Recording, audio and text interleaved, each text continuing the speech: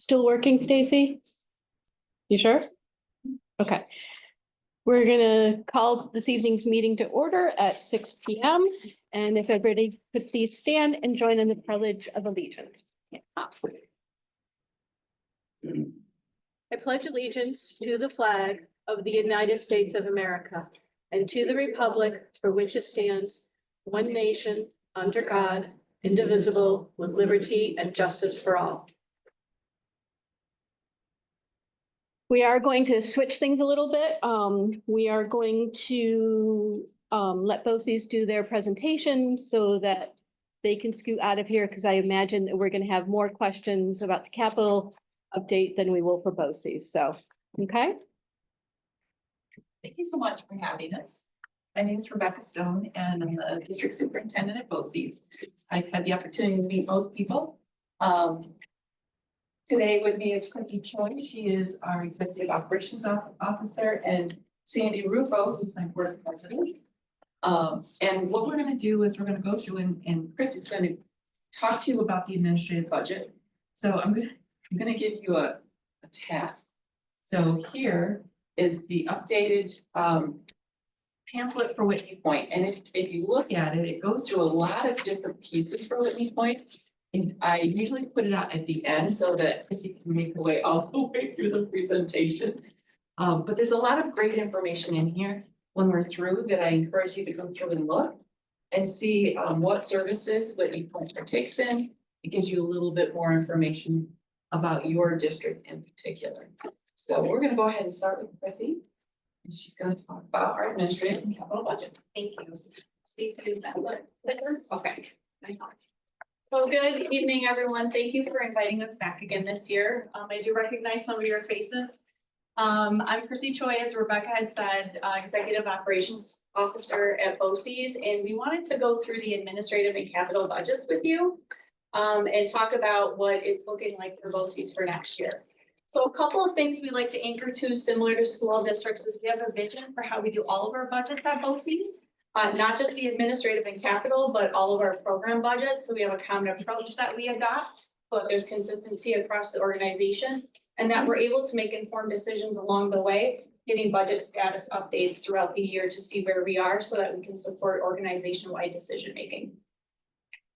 These are our guiding assumptions and principles. I won't go through all 5 bullets with you, but at the end of the day, we want to make sure that everything is transparent, not only internally, but also to the school districts on the services that they are getting, and that the department managers for each of our programs are empowered with their budgets and have a firm understanding of their budgets. We also have an organizational success framework. So again, similar to a school district, this is where we align our priorities, right? This defines our priorities and what we are trying to constantly do as we're not only looking at our budgets and finances, but overall programs. So we are constantly looking for ways to be more efficient and to really examine our processes. We want to deliver that high quality service and solutions to school districts. So that is another aim for us for organizational success. Foster that workplace with employee engagement and development, and encourage creative solutions and be innovative. Before I dive into the budget, I wanted to just talk about the cost methodology that's used for both of these budgets. It's called RWADA, and RWADA stands for Resident Weighted Average Daily Attendance. And so just at a really quick high level, that's really based on student attendance and enrollment for the district. And each district for these budgets would pay a proportional share based upon the RWADA. So we get the total amount of that within the region and then slice it up based upon your percentage of that pie. And so again, both of the 2 budgets are based upon that methodology. So there's an RWADA story here in the region. I did put a box around Whitney Point so you can see where you've been over time. But last year when I was out here, we were able to tell a success story. We actually saw 65 additional students in the region. And for years we had been seeing declines. However, from last year into from this year into projected next year, we're seeing a significant decline again in the region. So about 193 less students. And I share that because while student counts are going down, when you have that significant of a decrease, it doesn't necessarily mean your share of the piece of the pie would go down because of that either, right? Because we have a fixed cost and there's a shared piece of the pie. So again, just showing that that percentage over time for Whitney Point and the other districts in the region. So the administrative budget is the first one we'll look at. This is the one that is voted on of the two budgets that you're going to hear tonight.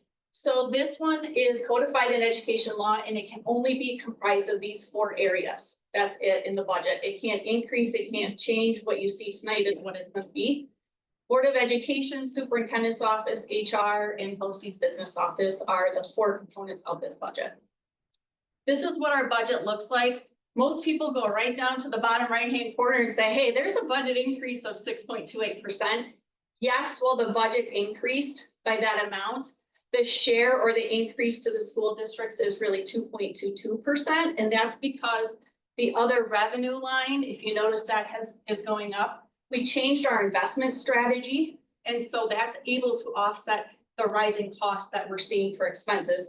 Like many school districts, and you're probably feeling it personally in your own pockets, contractual and other expenses keep going up with vendors.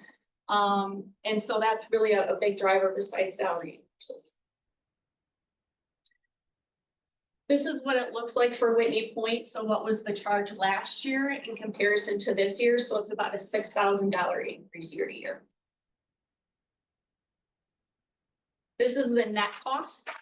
This is a slide that did get updated. I went back through all of my numbers and, you know, just when you think you have them all correct. So it actually went up considerably, the aid column. So this is projected aid. I can't give you a definitive amount. There's a lot of variables that go into that. But the cost that you would assume $130,000, you get about $78,000 back in aid. So the net cost would be about $52,000. So that's what this slide is showing. Switching to the capital budget, I'll pause just for a second. Are there any questions related to administrative? I saw you all write and just want to maybe open it up. I had the old version and that's a big difference. Yes, yes, That's a good- favorably. Yes. Yes, I know, favorably. I- Yes. I know, so I'm like, wait a minute, that's. Yeah, I saw everyone writing, so I thought, let me just pause here because you might have the old slide back. Yeah. All right, so the capital budget, again, this is codified in education law. So the capital budget can only be comprised of these 3 items. Leases, anything we buy or acquire, or construction of facilities, sites, or additions, and dormitory authority payments. That's all that this budget can contain.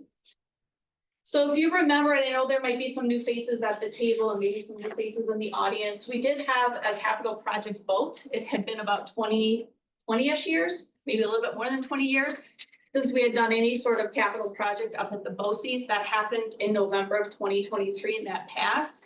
And that was really to support the expansion and upgrading of student programs and address critical infrastructure needs we have at the BOCES. So that was approved. This was a proposition. It's borrowing $40 million with $6 million coming from local funds here at the BOCES. This was presented just so what it would look like. So we're stepping into the dormitory authority payment when we do borrow. And so one of the messaging around that, so there was not a significant increase all at once to school district budgets, was we would step into this by adding $800,000 for the next few years so that it was much more absorbable for school district budgets. So we're in that phasing. So when you see the slide, this slide right here, and you see it 27.21%, you know why? It's that $800,000. As you can see, our district classrooms, so there's classrooms that we lease from school districts for some of our student programs, along with leased facilities. There's some slight increases there for rent payments, but the biggest part is what we call the master facilities plan capital project, which is that $800,000 increase overall. So I just didn't want anyone to panic when they saw that. So when we take a look at what the charges are, so it's about a $43,000 increase year to year for Whitney Point from last year to, or from this year to next year. And again, this is what that looks like. So I want to talk about, because in 23-24 and 24-25, we obviously did collect some funds from the school districts to help support some of our projects as we step into doing the $40 million capital project. So that's $6 million. So this is what we've started to do. This is how the funds were used or are being currently used. So one of the items that we've done is purchased the house next door to BOCES, 409 Glenwood. That's the picture of the house on the right-hand side. And what we're planning to do in order to do the expansion on the back of our education center, we're pretty landlocked up at BOCES. Not a whole lot of places we can expand because of protected wetlands. So we purchased this house. In the back of our campus right now is our operations and maintenance building. We're gonna relocate them. So then we can build that expansion of the Ed Center off the back. So that's where our operations and maintenance building is slated to go. We did get the project approved by SED, so probably any day now, the house will be demoed, which I'm kind of sad to say. We're continue to work with the town of Dickinson to get the permits that we need for all of this. And we did have to go through SHPO. So there was a lot of historical items in the house, and so we went through that process as well, learned a lot through that, but nobody was interested in salvaging any of those historical items, so. So that's one item that we've done. Are you gonna have your trades involved in any of that? Yes, that's part of our contracts with the, that's included in our contracts with the contractors that we're working with, is to make sure that the kids at least get to observe and they do some, not necessarily on the job site, but they get to interact and see what's happening. Yep. That's built in, that's one of our requirements. The HVAC emergency project was another one. So especially this time of the year, we see a lot of portable heaters in classrooms. Because we needed to upgrade drastically our system. So we were able to complete that over the summer. So in a big portion of our education center, that helped to support the supplemental heat to the 100, 200, and 300 wings. Helps to support our geothermal system as well. So less reliance on that and the efficiency. And then this was one of our critical infrastructure needs on our building condition survey that needed to be addressed. So that was one thing. And our staff said, this is our number one priority, is heating, cooling, ventilation, and air quality. So that was a perk of that as well. We have started construction on BTTC, or the Room Highway Trades Complex. This is for our heavy equipment and repair operations program. The project kickoff was in October with an anticipated completion date in a couple months. So it's pretty exciting.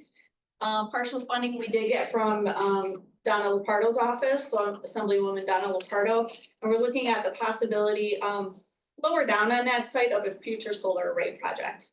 So really excited about that. Some pictures. I always think it's good to kind of show the pictures that are happening. So you could, obviously this was nicer weather than what we have right now. And I thought, you know, also it would be good if you're curious about what we're doing, right? Like, what are we up to? What does this look like? We do have a dedicated website for a capital project. So you can click on any of these projects. There's photos, there's videos, there's monthly updates. Certainly are happy to answer any questions as well. So I wanted to just take you through that a little bit because I want to be conscientious and share how we're spending the funds. And so in summary, if I put the two budgets together, right, of what this looks like for Whitney Point. So this is your administrative charge and your capital budget, or this is the administrative budget and the capital budget charge plus the additional annual share, which that additional 800,000 that we're collecting across all the districts. So a total of 315,000. And this is what it looks like when we start to factor in aid for all of them. So the total net cost of that is about $89,000. Yep. Oh, that's good to see. It's a difference because I ranked them Yeah, earlier. you'll have to re-rank them. No, I am, and it's gonna be a lot better. Yes, yes. It was a big error, but in the favor of the school districts, which was a much easier message to share. I like those numbers. Me too, I did too. It made me feel a lot better. Figured. Yes. Any questions that we can answer for you tonight related to the budgets? I'm glad that you guys are getting the opportunity to fix things up. I remember the last project all those years ago. So you have waited a long time before doing 2003. more. That was the last one. Yeah. Yeah, a long time. Thank you. No, and I agree. I've done things in schools for a long time. I've done things at BOCES and all the buildings, and it's needed. So. Yes, yes, we're really excited. So nobody wanted to reclaim anything from the inside of that house? We tried, yeah. That's sad. I think we reached out at least to 3, if not 4 or 5. I want to say it was up to 5. We had reached out to different historical societies to see if they wanted to. I mean, some of it was a little, like, I'm not sure how they would have gotten it out. So I'm not gonna remember exactly, but it was like the window frames, but there was like asbestos within some of, like, it was a little, I was like, I'm not sure who's gonna do this. So Yeah, some of it I could understand why not. Yeah, that's too bad. yeah. All right. The last thing that we want to share with you is we'd like to invite you to our annual meetings. We are going to be featuring students. So that is April 9th at 2025 at 5 p.m. That's going to take place on our main campus in the Education Center Student Cafeteria. I just wanted to make sure that we invited all of you to that. Hope to see you there. Thank you. I just want to mention too, I've seen a lot of these in the past and I really enjoy how you present and how things are sent to us now.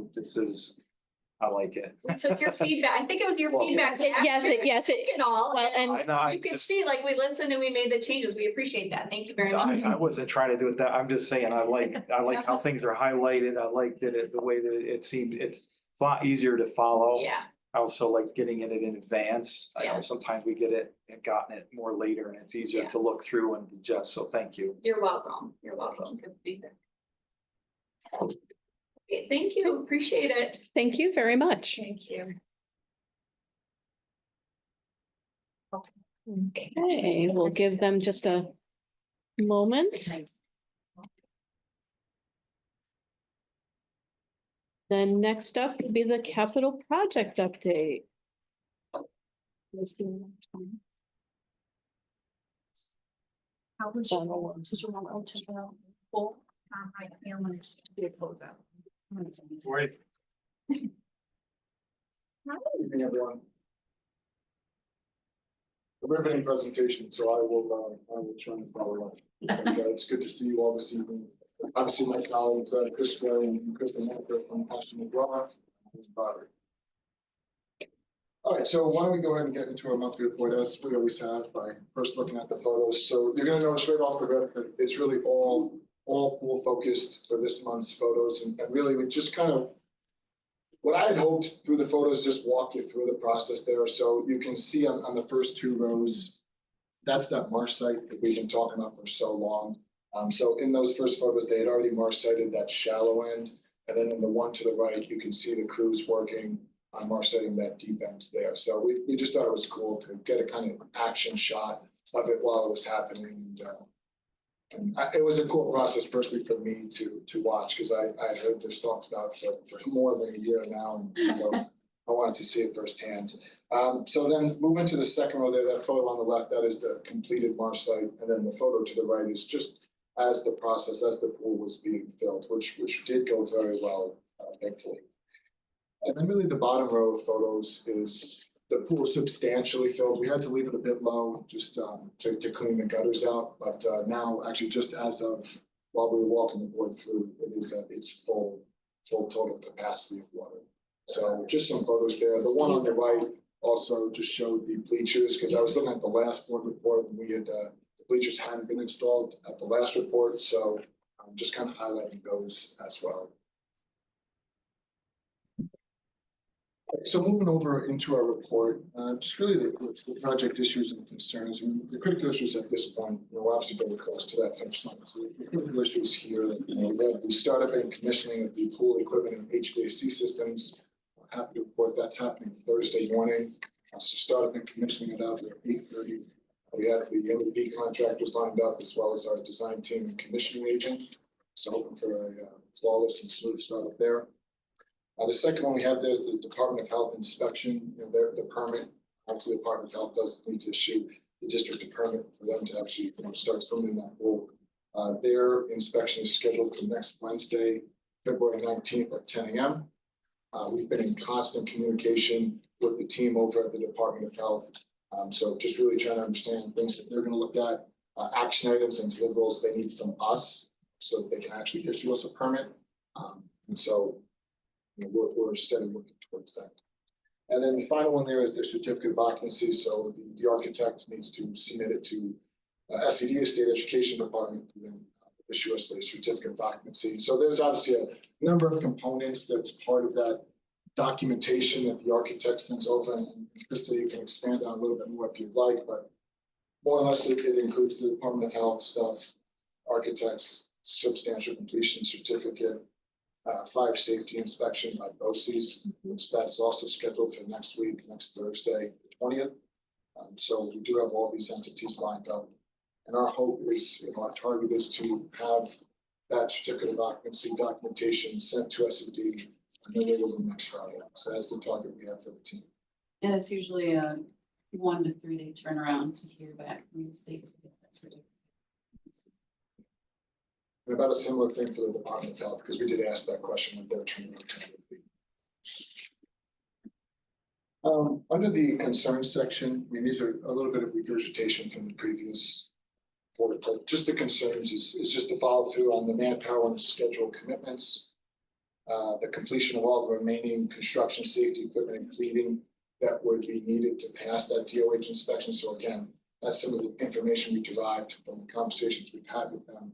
And just really keying in on making sure those items are complete. It is no secret that there is going to be punch list work that extends beyond once you people actually start swimming. But the team's focus really has been to get it to a state where it is, for all intents and purposes, legally occupiable, that we can do that. And then we'll continue to chip away at those punch list items over the course of the coming weeks. Then moving on to that third concern is just the timely completion of remaining punch list corrective work. So this is for both the CEA, the UPK, and TRA. About at UPK, about 30 items still open between all contractors. Same thing at TRA. And then the architect was here earlier today, starting to punch through the full addition, locker rooms, all those miscellaneous spaces. So, we'll touch on a little bit later, but those punch list metrics will go up following today. And then lastly, is just the timely submission of closeout documentation. The contractors are, starting to submit, and they have been submitting their closeout documentation. There's at least one contract we are ready to start closing out. That's FOS, our site contractor FOS. So we are working through with Florence, the project manager, to start closing that contract out. That'll be something our team continues again. I guess I can pause there. I can just go through the report. Open up the questions at the end. Why don't we do questions at the end? So continuing down then the workforce and metrics. So for the month of January, but just shy of 2,000 hours in place to bring our project total just about the 80,000 hours put in place, which is significant. Happy to report that since those two incidents early on the project, we've been more than a year and a half now without an incident in this. So, that in and of itself does deserve some celebration, both, all the contractors, our team staying diligent about safety. It is very important. Obviously, the schedule of substantial completion milestones has been adjusted to February, which was a push from the last report, which was the end of January, and I know that we will get into that after the report. Really nothing to update on the project budget. This line item doesn't change too much. In terms of change management, so tracking 211 PCOs total. The good thing is, really, a lot of that time we were tracking the burn rate, right? I know there was something constant burn was the burn rate. Yeah. You can see that we're at 8% remaining unencumbered contingency and nearly 96% filled out. So, we have done a really good job. The team's done a great job managing that contingency throughout the project, which can be a challenge and can at times put, project teams in a difficult position if they're in the inverse position when they don't have them. One thing I do want to highlight there, though, is in terms of the approved COs, the over $1 million put in place. There's definitely going to be some discussions about where we are turning the project over and the delays that's been there. But, there is something to be said about putting $1 million worth of work. That does have time to it. And yes, there are a variety of factors that have contributed to that $1 million, right? We understand that. We've talked about that before. But, really not losing sight that there's still time associated with putting that work in place. We do still have about just over $250,000 worth of work that's still out there. We are really trying to draw down on the open PCOs that we have with the contractors. So of course, again, as we move towards financially closing them out. In terms of contractor payments and district purchase orders, so again, really in that bottom right number, that 96% paid out. Contractor contracts, we are very close. You can see the metrics there, with FOS being the first one to be 100% build out. But overall, with the contractor contracts, just shy of 98%. In terms of district POs, again, just some of the things, I imagine these costs will start to become realized very soon, Zach, and as we reconcile our budget, I'm sure this will be closer to the 100%. In terms of QA, QC reports, so the vast majority of ones we have already closed out. The items, whatever they were at the time, have been addressed. There's still some with our GC, one with our pool work contractor that we are working to address and close out. And likely some of those will be captured in the punch list. So if they are captured in the punch list, we'll likely close them out, our QA, QC report. In terms of your field reports and inspections, really, just as you can see, there are architects and engineers come and do their punch list inspections. So ME Engineering, we have them both as our MEP designer, but then as our commissioning agent. So they did a commissioning inspection as well as a pool MEP inspection, a punch list inspection, excuse me. Ashley McGraw was out here today, did a punch list inspection. And then Aquatica, who's our pool engineer, will be here next Wednesday. And DOH is here. So he'll do his inspection then. He'll also help to field any questions the Department of Health may have for us. There's no upcoming, no major upcoming material deliveries to really report out, which you would expect given where we are on the project. In terms of the ongoing upcoming work for 30 days, now, of course, this was the January update, right? So this would have been projecting the work that would have been done in January. Obviously, the board has had an opportunity to walk through beforehand, and a lot of these things have been completed, but nonetheless, we had planned that the Marsh site deck equipment, the speaker installation, that speaker is installed. Just some minor electrical device trim, which I know Matco made a lot of progress on yesterday. They'll be back Thursday to button the remaining up. The HVAC unit startup we talked about, pool equipment startup, that's also scheduled for Thursday as well. And there'll be some owner training too. So the owner team will get trained on various pool equipment and chemical systems. And then really final cleaning, punch list, and DOH inspection. In terms of the engineering summary, so we actually do have, there should be 263 closed and 1 open for a total of 264. And again, I think that's another metric that does warrant just a little bit of highlight, right? So, there have been 264 questions that have been generated, so asked, responded to, and then implemented in the field, right? And again, there are, time parameters that are tied to those, and they can impact the schedule in the field. In terms of submittals, I mean, it's really encouraging. We're drawing down the list of open submittals. Probably the remaining 19 are ones that likely can be voided, but we will, of course, check in with the contractors. And then, 39 unsubmitted closeout submittals, which is good. I mean, a lot of these we expect to be coming in very shortly as this work is wrapping up.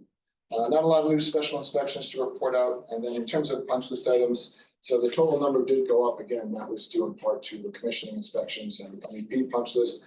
And then once the architect gets theirs uploaded to Procore, this number will be adjusted. So I'm going to do the CO summary now. Okay, let's hit the CO summary.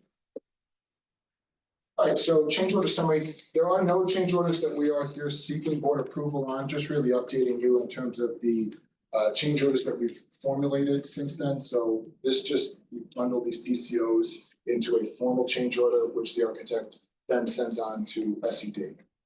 So since the last update, 2 to our general contractor and then 1 to our site contractor, FOS. Questions? No. Questions on the change orders?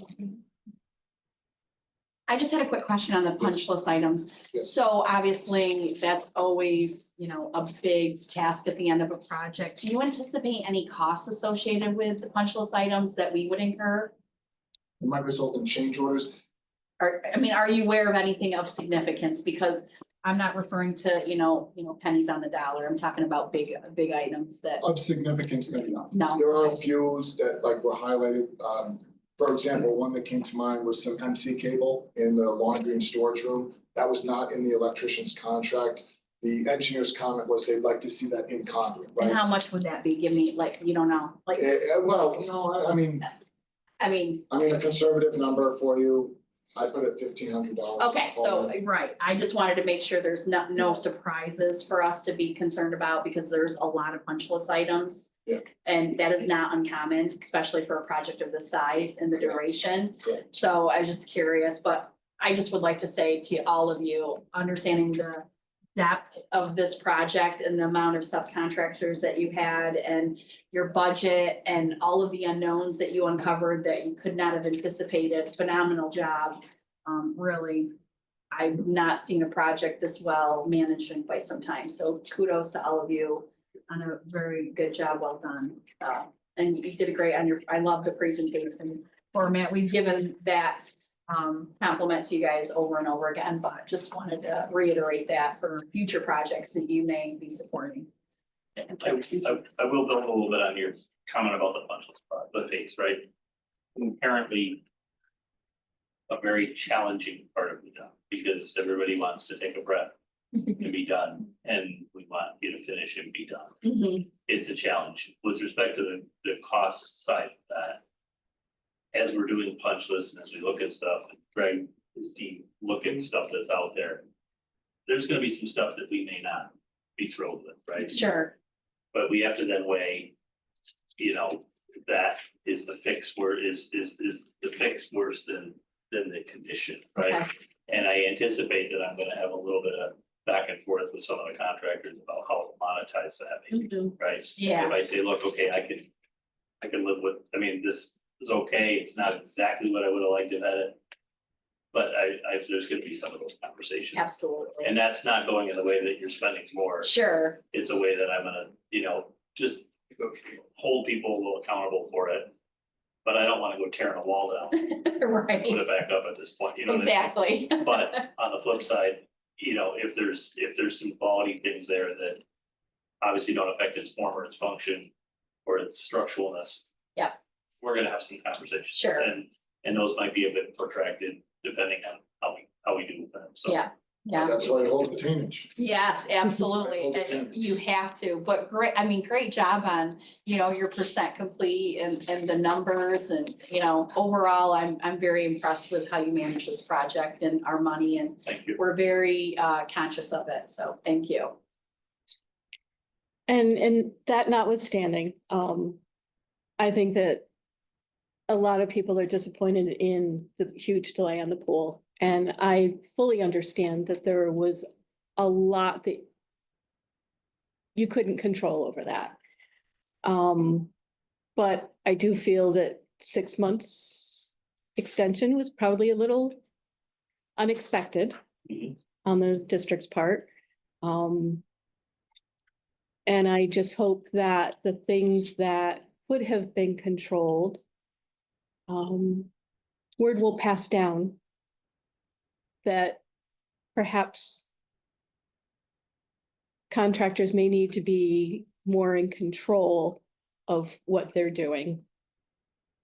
Because, like I said, 6 months out of the school year is a huge chunk. So, but that's not on you guys. A lot of things you couldn't control, just asking you to pass that along. Yeah. So, Yeah, no, and we share that as well. We would have liked to have been standing here not in February, but Yeah. summer. And we have had, and I would certainly, if you needed it and wanted to kind of just get context for that, there was certainly some hurdles that we had to go across. absolutely. And it's not any one entity, it's not any one issue. I mean, it's a combination of stuff. And a lot of it, there was a fair amount of it in the last, I'm gonna call it 3 to 4 months, that kind of seemed to creep in here. And we'd be happy to kind of give you context for that if that was something you wanted. And I understand that the disappointment, but I will say, Robert touched on it. Almost 1.4 that we were able to put in place. That does come with, there's no question about it, there's time. Absolutely. And like I said, totally understand a lot out of your control. But It is a challenge, yeah. Yeah. When you're in the, a little different than, when you're in the public sector. And it's a little bit harder to maybe motivate and inspire some of the players. Yep. I'll leave it there. No, But we try. that's well said, but you know, Robert does a great job, and he tries to keep people motivated, so. Yes, you do. So I just wanted to add that I agree. I mean, everything that was done, fantastic. I mean, Yep. what we have, a product, and we're so proud. Thank you so much. Working with, especially the two that have been here the most. This Yeah, guy. I mean, I give you a lot of respect. You are personable. You take, I don't like it, but I like it when I see you're flustered and you're red. I'm sorry, but that means that you are a good person and I know you're good people. So Yeah. thank you Yeah. for that. I don't like dealing with people with that do games and play. Thank you. Yeah. So, like I said, having said all that, I do want to add in that, yes, there were some things with the pool. And we mentioned this earlier, that impacting our students, that all the students use the pool and now we're 6 months out. Yeah. That, I mean, I might not be as nice. That's really unacceptable. I mean, that's just not, and for how many students in the district that impinged on.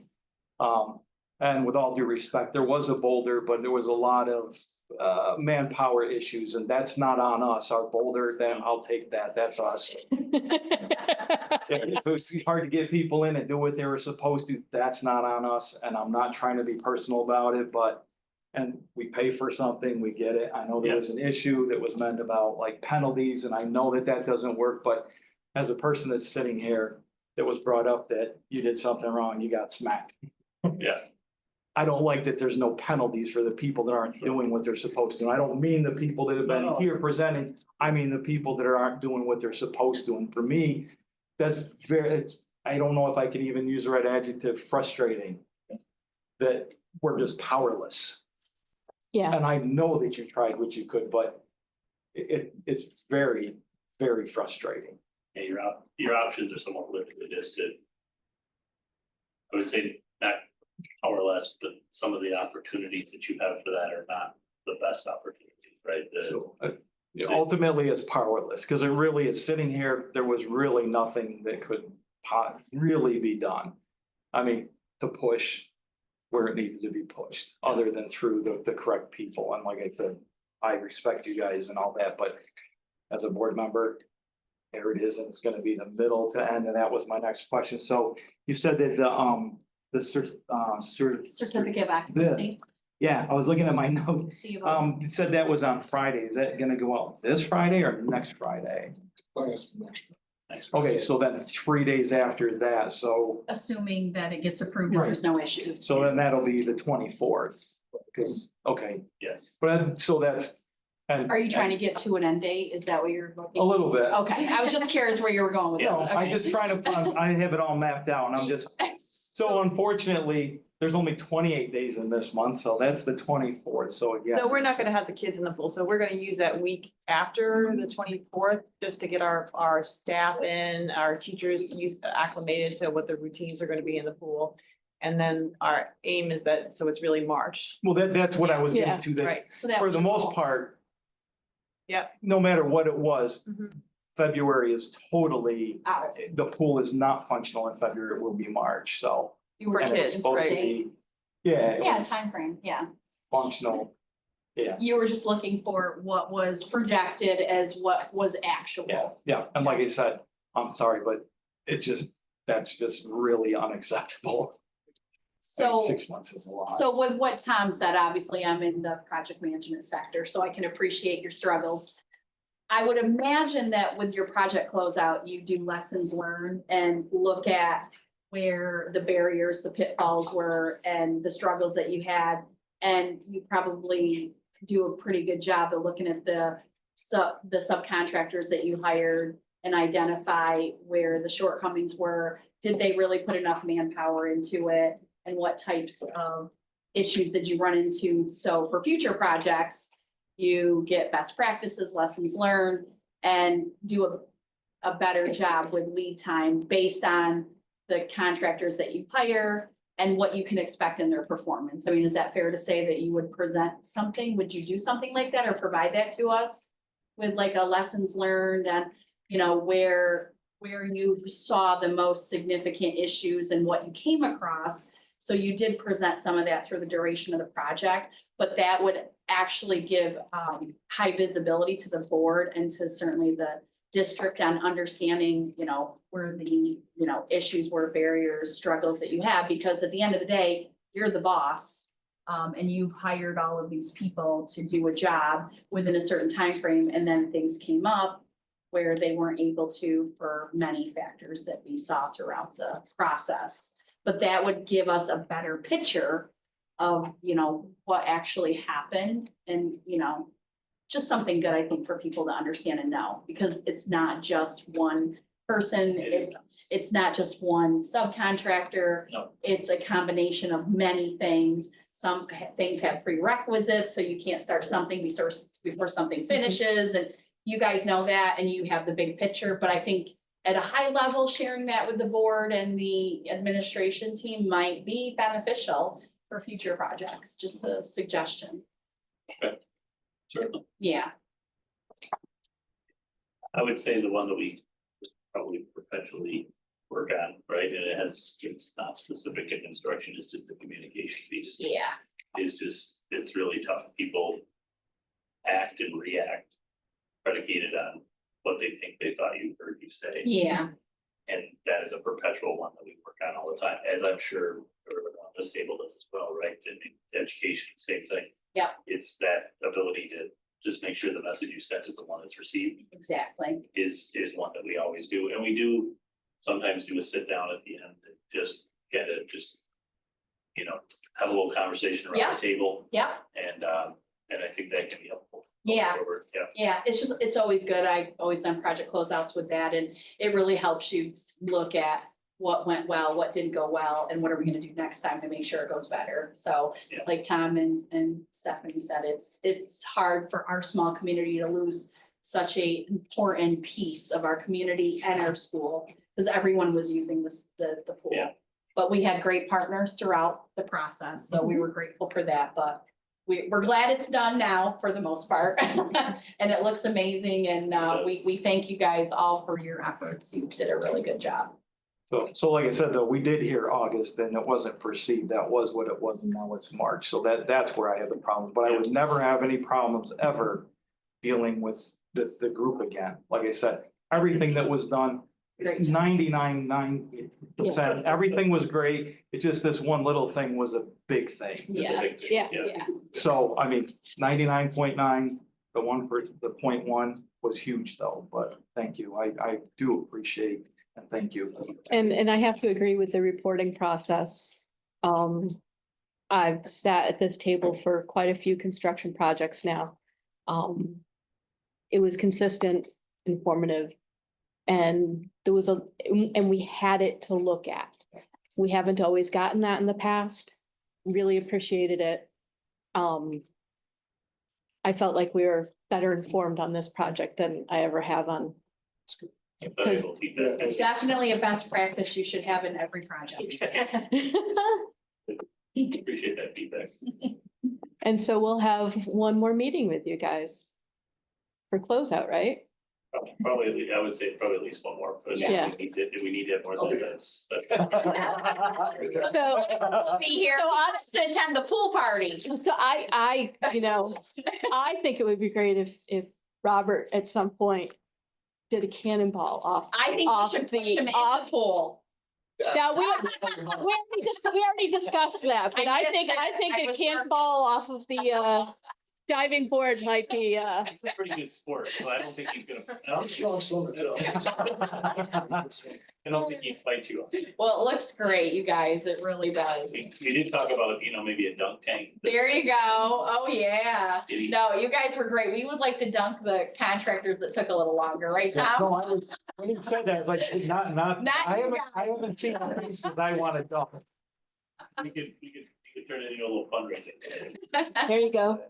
Well, thank you again very much. You Thank guys you. have any questions? Okay. Thank you. Thank you guys so much. Have a good night. Very, very much.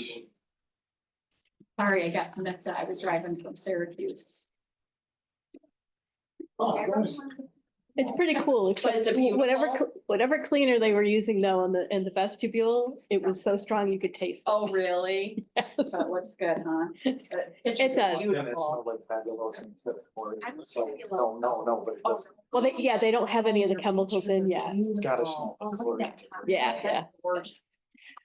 Okay, so we do have a need for an executive session. And we are going to have discussion on contractual. May I have a motion? So moved. Thank you, Tiana. And a second? Second.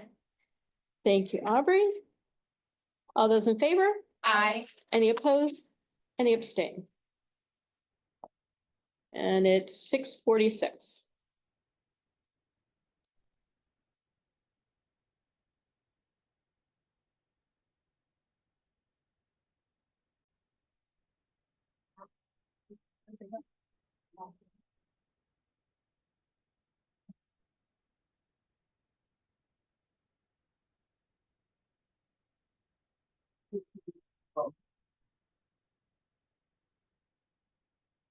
Okay, we are going to reconvene at 7:05.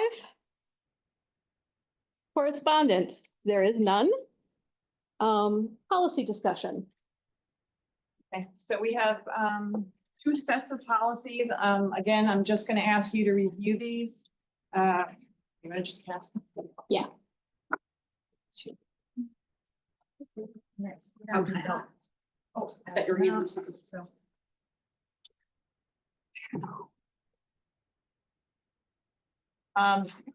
So one set of policies, again, this is just kind of going through things that are required policies and things that are very outdated.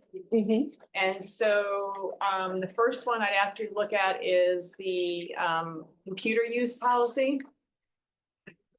And if you look at, we had what we called a web page policy from 2003 and a computer use policy that was from 2004.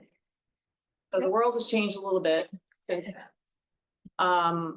What is in the proposed new policies are acceptable use for personnel, an acceptable use policy for students, and then a use of email policy for personnel. We need to have acceptable use policies.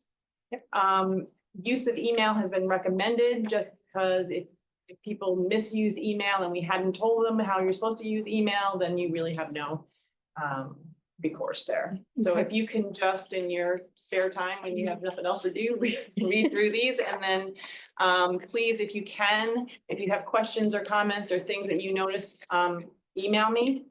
And then so when we come back together, I can have those ready with your input. And I will send them electronically also, but some people like paper copies. And then what, I'm sorry, Yep. Joanne, real quick, when you send them electronically, will you do it last time where I can highlight in Yep. yellow? Okay, Yep, I perfect. will do that. Thank you. And then the other set of policies is a Title I parent involvement policy. This is a required policy. If you have Title I money, which we currently do have, the first policy is called Title I instruction policy, and you can see that's from 1995. That one we just need to update, and I gave you a proposed update to that policy, and that is required if we get Title I funds, which we do. And then the other policy is a Title I, what used to be called parent involvement policy, and that was from 2003, our old policy. This is also required for schools that have Title I funds, and the new version has got updated language just that talks more about parents, partners, and uses the term family engagement instead of parent involvement. So if you could review those, these are both, this family and engagement one is BOCES recommended I was gonna policy. ask, okay. And the other one is really just an update to our other one. Okay. Okay, and like I said, I'll send those electronically. Thank you. Great. Thank you. So wait, just for clarification. Yeah. I know. Just- yeah, 'cause I'm thinking- Find a system that's No, not I'm just, confusing. no, it's all right. I'm just trying to think of, so out of this bunch, there's one that's updated, so we're gonna look at the updated. Yeah, so but there's, also being able to look back at the old so one. it's labeled like that's old just- policy, It's like and then proposed. it says proposed policy. And you can see on the top the dates. Okay. Yep. Some are ancient and some of them are All right. newish. I have to say that I'm really happy with the progress we've made the last 2 years on. But it's endless. No, I know, No, but it's awesome. Tom and I have been like the de facto Yeah. policy committee for how long, Tom? And it just seemed like we never made Yeah. any progress. Whatever system you have created, I am so happy that we are getting all of these Okay. updated, because as much as we have tried in the past, it just never seemed to come to fruition. So We're gonna thank just you. Keep working our way through and again, we're just focusing on the have tos, the ones that we have to Oh, yeah. have, that are right, clearly right. outdated and. Cause somewhere in one of my rooms, I have the old hardbound, Yeah. it literally is like that. I know, yeah. It's in my dining room. I like the electronic version. They're easier to delete. They're easier to carry too. Okay, we do not have any policies for first reading.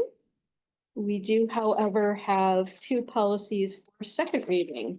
And we will start with policy number 7350. We have 3. Oh, you're right, sorry. So we have 3. And the first one is policy 7350, timeout and physical restraint. And everybody should have a copy of it or access to a copy of it. So just to, you want me to start by Yeah. reviewing? So if you remember, we made changes to this. We added definitions, we changed some language for clarity. But a lot of what is outlined, this is really just almost verbatim what the state requirements say we have to have, except that we added some definitions so that if the layperson could understand what we're talking about. Did anybody find any additional areas that they felt needed to be clarified more or? That was in our electronic board packet. Yep, yeah. Nope. Tom, did you have anything for this one? Aubrey, Benny? No? Shall we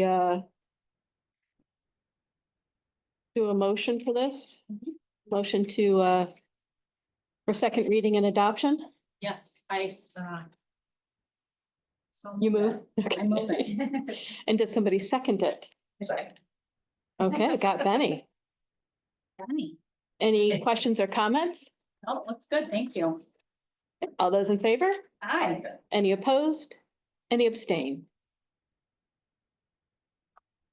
Okay, next one is 7380, cell phones and other electronic devices. Let's get our motion out of the way. So move. Thank you, Tiana. And a second? Second. Thank you, Aubrey. So, Right, well, I can, so for we made changes to this, we changed, which we're doing in all policies, changing it to legal guardians. We changed, some other. Thank you. We changed some other parts of it, including the part about,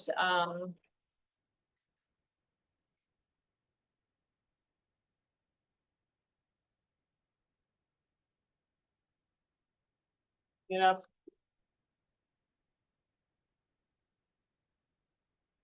a lot of what we did was, Where is that? it's confiscated. Oh, yes. confiscation. Yeah, it doesn't have my marked up, I don't have my marked up version, I packet.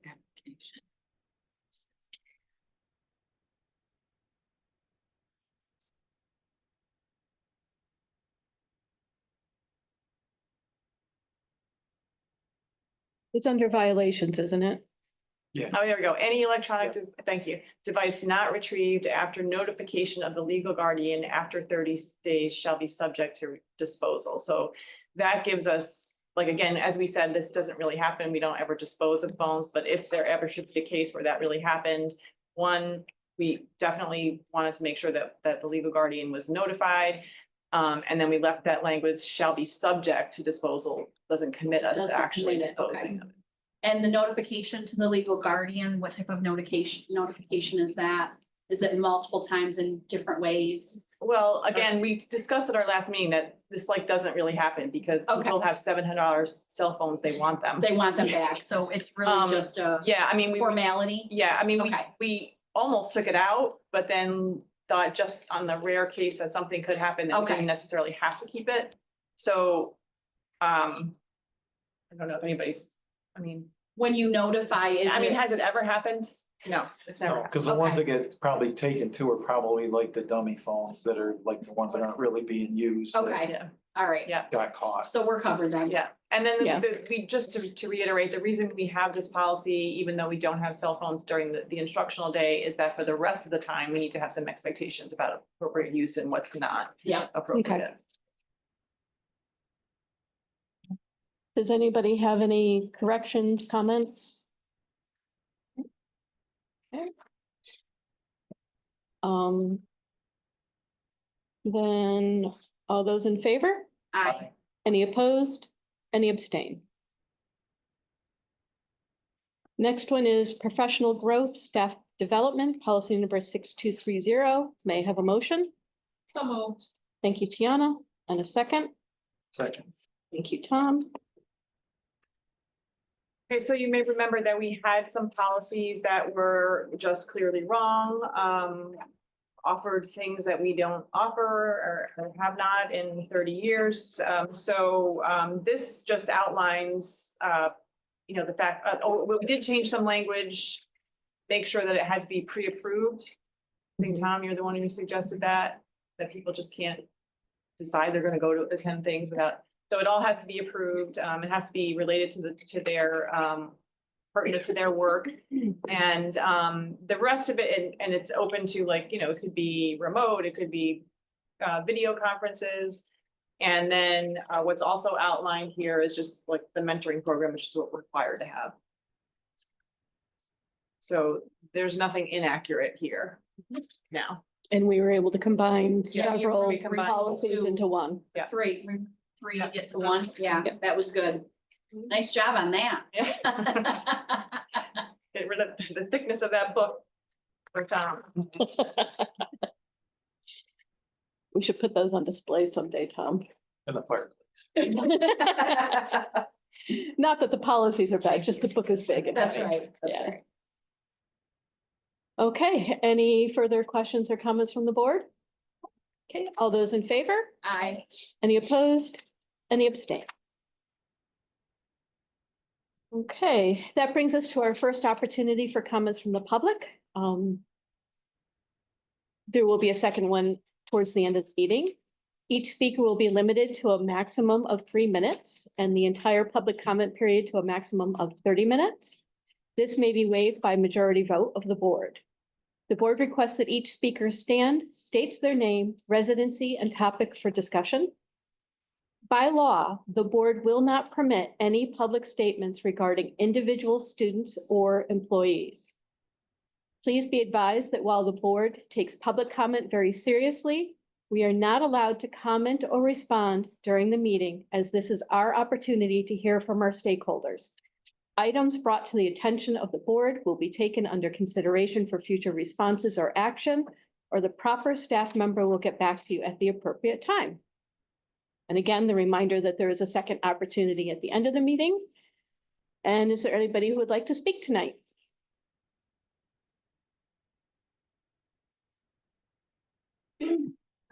I'm Victoria Baxter.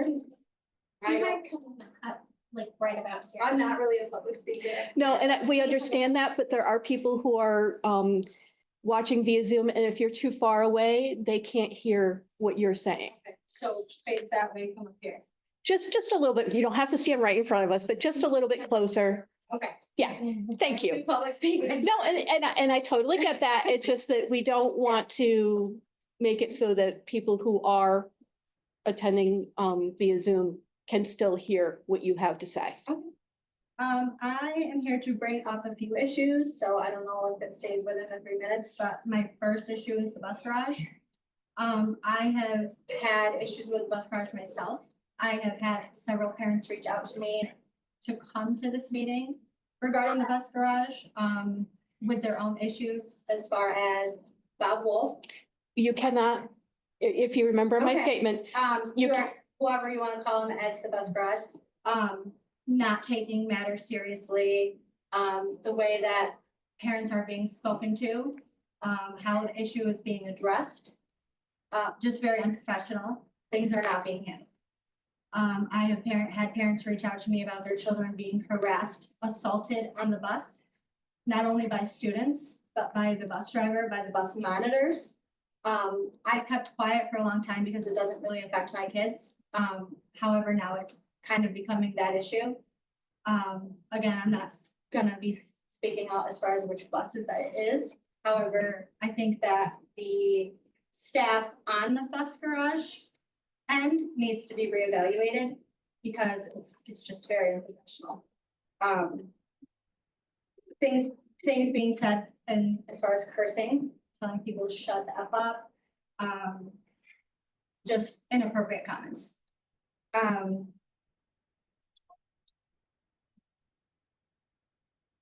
I have been told in the past by certain bus members that if I have an issue with the bus garage, that I should just transport my own children.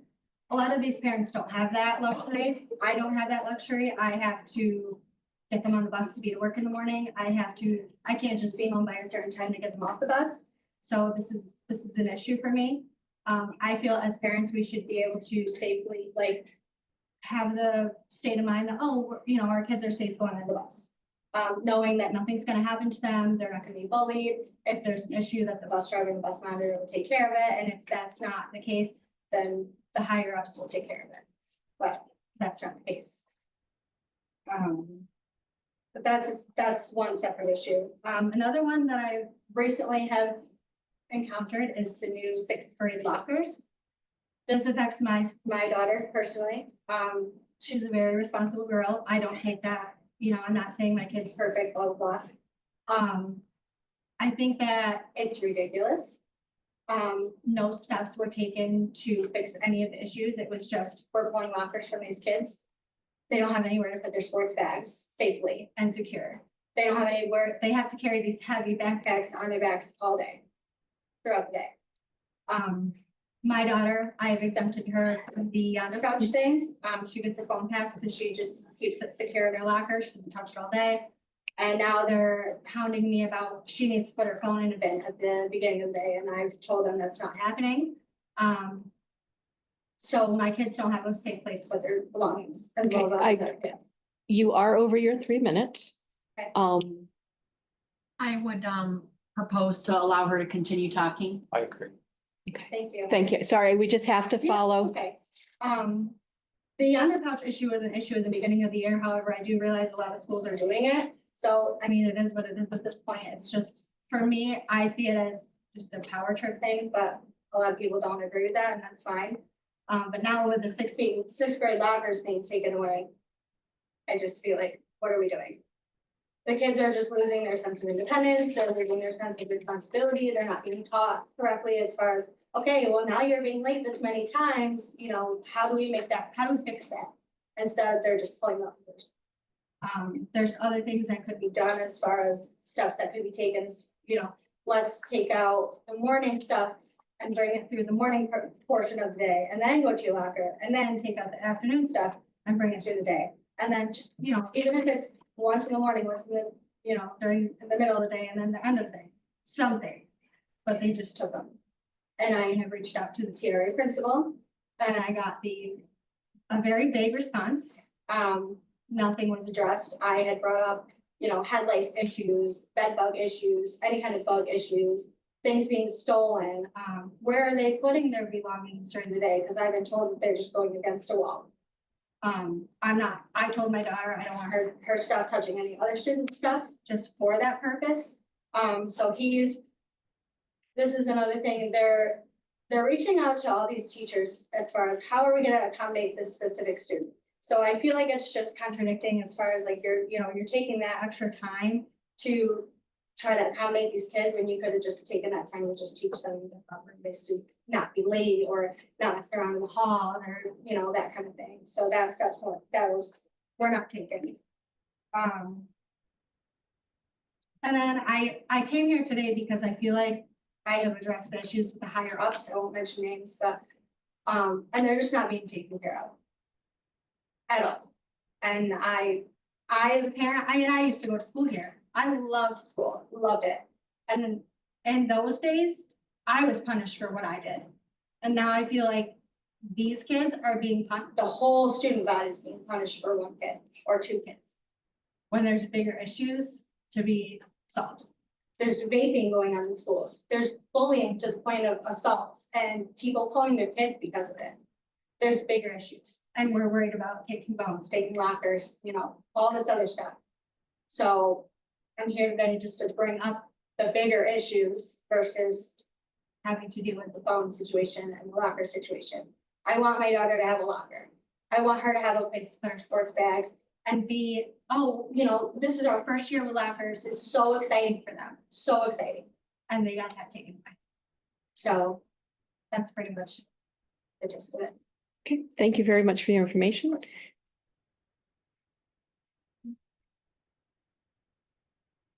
Is there anybody else who would like to speak tonight?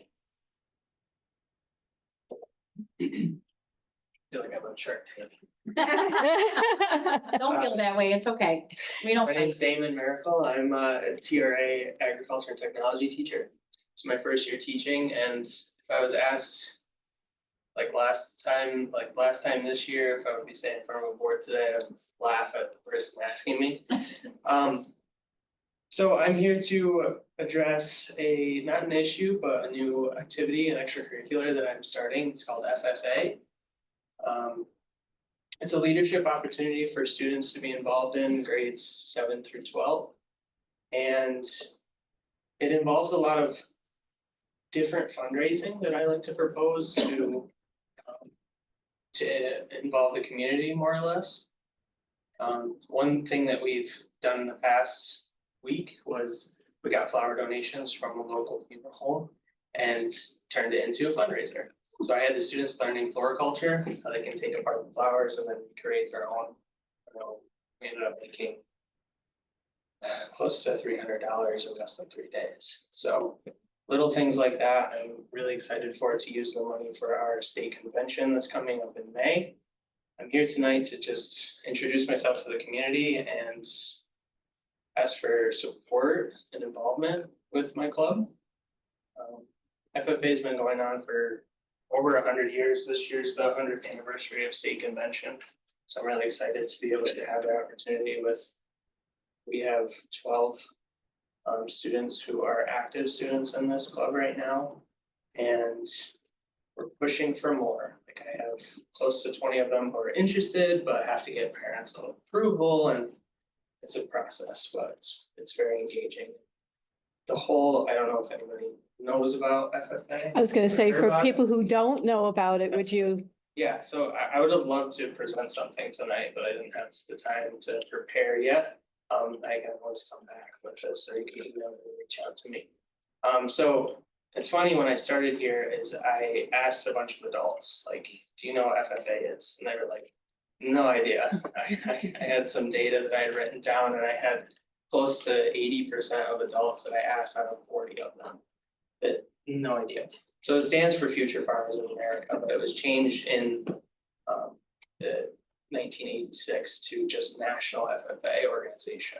And it's really based off of what you can do for leadership, community building skills within the agricultural communities around your district. I'm working closely with Marathon School District, FFA advisor, Oxford School District, FFA advisor, Windsor School District, FFA advisor, and the national president for FFA in the state at Cornell University. So going through this process, you have to first become a chapter. I've started that process in December.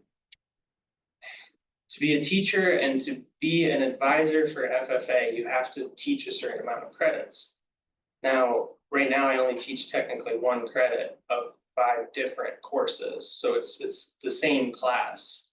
But it's below the minimum to have the actual chapter granted. However, Julia Jolanowski, who's the head of FFA at Cornell University, I feel like I can say her name, it'd be fine. She has put it in through the national organization to get our district approved for this. Wonderful. And that I should be hearing within the end of the week about. So technically, we're not a chapter yet, but it's in writing, it's about to be. So with the district office and how it goes with all of these fundraisers that I've already started, this money is gonna go into the accounts and then we're gonna use it for our trips coming up. So That's great. I'm probably getting close to my time, but. I'm assuming the board would like to hear Yeah, more. we're good, Okay. yes. Okay, yes. great. Something to add to this, I guess, is the upcoming trips. So we missed out on a few trips this year, which I, as a first year teacher, decided that I was like, I want to slowly get into this. I don't want to rush into this when I'm already building curriculum. So I started in December and now we've missed districts, which is in January. Sub-states was last week. So those 2 competitions would build towards states. States works in 2 different ways, it's CDE and LDE. It stands for Leadership Development Education and Career Development Education. CDE is what you start at districts, go to sub-states, go to states, compete at those levels. And you keep moving on as you go, and there's a national competition as well. LDEs is leadership based and it starts at states. So in May 7th through the 9th, it's an overnight stay for students to be able to work together as team members. It'll be a group of 4 or 2 that will compete in these LDE competitions to then get recognized to possibly go to nationals next year in October. Wow. I have a lot of students, when I first started this in December, I was like, who wants to compete? You know, just getting an eye out for it. And I had 6 or 7 students who actually wanted to prepare speeches for districts, which was 2 weeks away. And this was all over December break. So I was like, you can't do it. I'm sorry.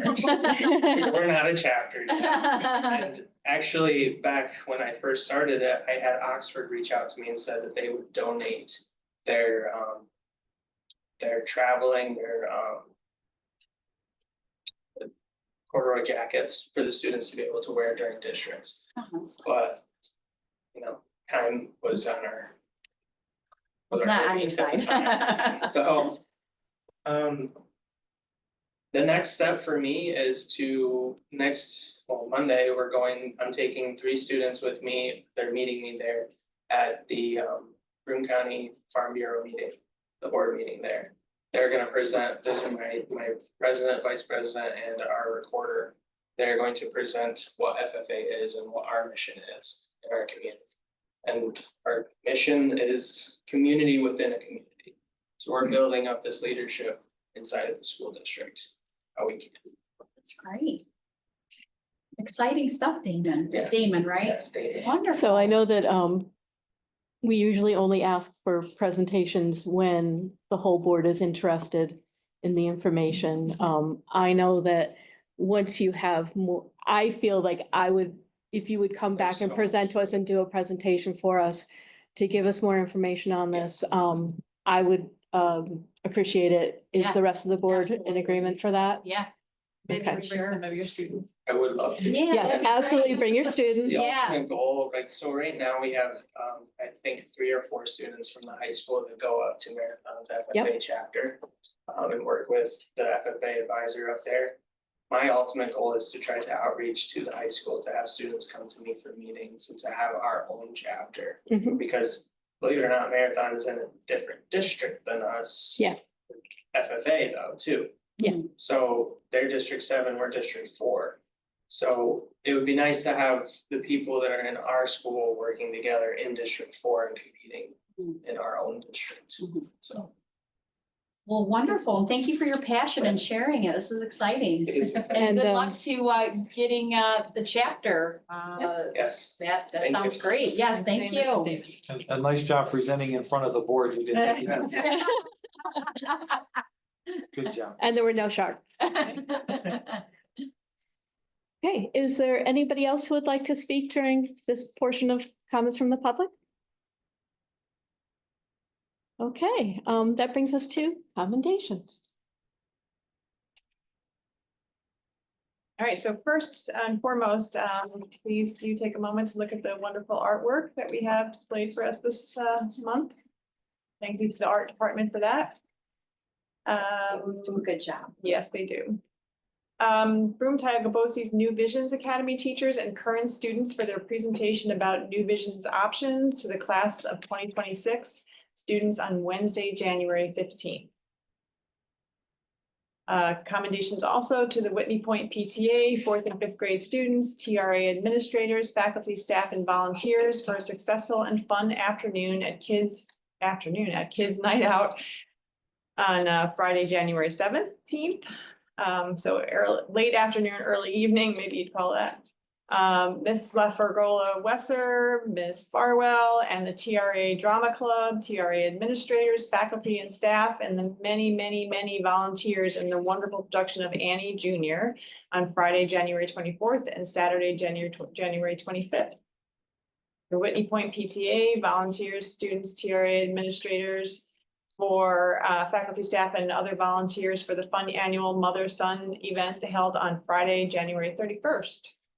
And the following varsity athletes for being named the Preston Sun Bulletin's team, elite team. Genevieve Houston, Elite 11 Field Hockey in 2024, Elite Field Hockey Player of the Year. Sadie Short, Elite 11 for Field Hockey. Anna Houston, Elite 11 Field Hockey. Billy Leet, Elite 15 Volleyball. And also commendations to Dr. Whitall, the Whitney Point Board Vice President and Assistant Dean of Assessment and Accreditation at SUNY Cortland, and Dr. Rombach, Associate Dean for the School of Education at SUNY Cortland, for taking time out of their schedules to share their insights on college life with our high school students on February 5th. And if you don't know or you haven't seen on social media, there's lots of cool stuff happening with Lunch and Learns in the high school, with lots of speakers coming in, talk to kids. They're very cool. I think you did one too, didn't you? It's great. Yeah. Okay, old business, we have none. That brings us to our high school presentation.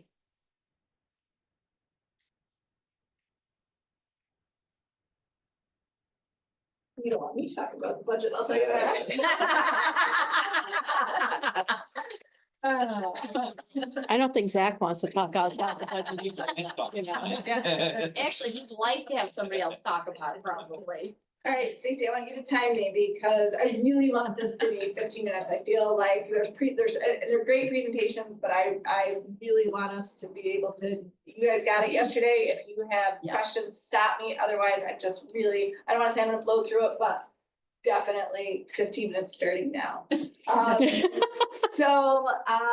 Thanks for allowing us to present to you guys again this year. This is our third time now doing this.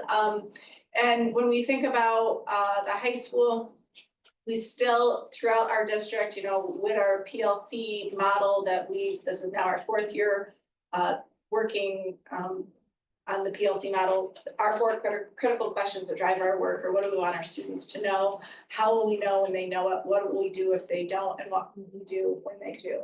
So I leave that at the beginning of our slide deck because it's in conversations for teachers, it's in conversations with students, and conversations with colleagues, and it really does drive our work. Similarly, our building goals that we get from our district goals really remain, I don't want to say unchanged, because we definitely do things towards them each year, but they really are the things that we know that we want to work on, which is always increasing our graduation rate and always decreasing our chronic absenteeism. Last year, we did see movement on both.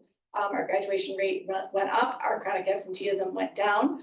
We are continuing to see that trend for this year, so that's good, but obviously there's always room for improvement. Some of the things that are new this year, and this was kind of when I was doing the slide deck, I thought, this is kind of my brainstorming slide. I put the exclamation point after yonder pouches because that seemed like something that for us as a district, we had talked about it really for the past couple of years, but last year when we decided that this was gonna be something that the district was gonna invest in, we kind of all had to wrap our minds around it and certainly in communication out to families and with the community. I know that our first day of school this year was kind of like white knuckling it, right? Like, what was it gonna be like? And I'll tell you what, the students, the families, the community has really supported it in ways that we were super grateful for and continue to be grateful for. We see students every morning. It takes very little time for students to come in to put their phones in their pouches, power them off, to make sure that they're magnetized. We also have students who, for whatever reason, would rather keep their phones in the office. So Deb is always available in the morning. Students give her their phones. They have them in their own little envelope. She makes sure that they're safe throughout the day. And then, and it does not seem to be I thought maybe that would be something that students would want to have. They'd want to have their phone on them in the pouch versus having it be in the office. But for some students, and for a pretty decent number of students, it doesn't seem to bother them at all. No, some would really rather have them. Yeah, because then they're like, they know it's safe. They don't have to worry about it. They don't have to worry about making sure they have their pouch. So we have really, and the expectation is that no matter what, there are no phones throughout the day. So if a student, sometimes a teacher will say, I think so-and-so has their phone, and Deb is always down to the classroom and okay. And then it's, lunch detention, it's, phone call home, whatever. It's something that we've been really, really happily pleased and really nicely surprised by. Student Success Center, I know that this is something that you guys did see a presentation on a couple of months ago, and we are so grateful for the work that our Student Success Center is doing, both here and at the TRA, but the team that we have in place at the high school, they are go-tos for everyone in the building. They come to our PPS meetings, which are our support meetings that we have every Monday morning. They are always willing to jump in and help and work with students, and their room is really cool. If you haven't had a chance to go see, they're in 106 this year. They've got really great furniture. It's a really nice area. Students like to be there. They're working. They're available to go there for lunches. 2 times a week, they have kind of a more social lunch, and then 3 days a week, it's quiet learning, and students can self-select to go there, or there are some students who are, hey, why don't you come work with me in student success? I cannot thank Joanna enough for writing this grant and really spearheading this process, because it's tremendous. We're super lucky to have the people that we have in the Student Success Center. Second Step is new this year in the high school. I know the TRA has done Second Step for a while. We just implemented it this year, and that again serves as our anti-bullying, state mandated education for students. And so we did something really inventive this year that I love being a part of. We have 2 teachers who work with student mentors who then go into the classrooms during one Eagle Time a month, who go into the classrooms, and those student leaders work in conjunction with the teacher in the classroom to deliver the Second Step lesson. So it's really no heavy lifting for the teachers. It really is the students coming in and presenting to their peers, and the classroom I get to be in is really cool. It's a 9th grade classroom that, and there's 4 teachers and maybe 16 students. And so we're able to do small group lessons, and it's really fun. It's one of my favorite things during equal time. So that's a really inventive model that we're really glad and lucky to have. And the 2 teachers that are working on that are Joel Ferrara and Ken Jones, and they're doing a great job. Equal Time intervention this year is 3 times a month. We have students getting extra help with teachers if they owe work or if they need to make up something. And then the other time, that 4th time a month, it's our Second Step time. The adulting class is new this year. Lisa Thomas spearheaded that, wanted to teach it, and it was great and is having a good time with it. And it's something that we're looking to broaden out, potentially offering it to juniors and seniors next year, however we can fit it into the schedules, because it's working on those soft skills and the real world skills that students need as they leave high school. As Joanne said, the Lunch and Learn series, Beth Kinnicky and Jen Westcott have started that this year, and Shannon and I talked, Austin Noyes talked, Sharon Vale, one of our teachers, came, and of course, Dr. Whitall and her colleague, and we've had a couple other people come in, and that's just during lunch periods to students who, you know, either sign up because they want to go, or if the counselors know that it's in one of their particular career paths and an interest, then they come. And we were there for 3 periods, and we had a decent number of students every period, and so of course they wanted to go into education, which yay. College Express, SUNY Broom came to our building this year and did like an instant admit for our students. So they are all available to go to SUNY Broom, and the students who registered that day, they had staff come in and talk, and it was on the news. We had a couple of students who spoke to the news and were really eloquent, and that was a really fun day. And there's some pictures of that.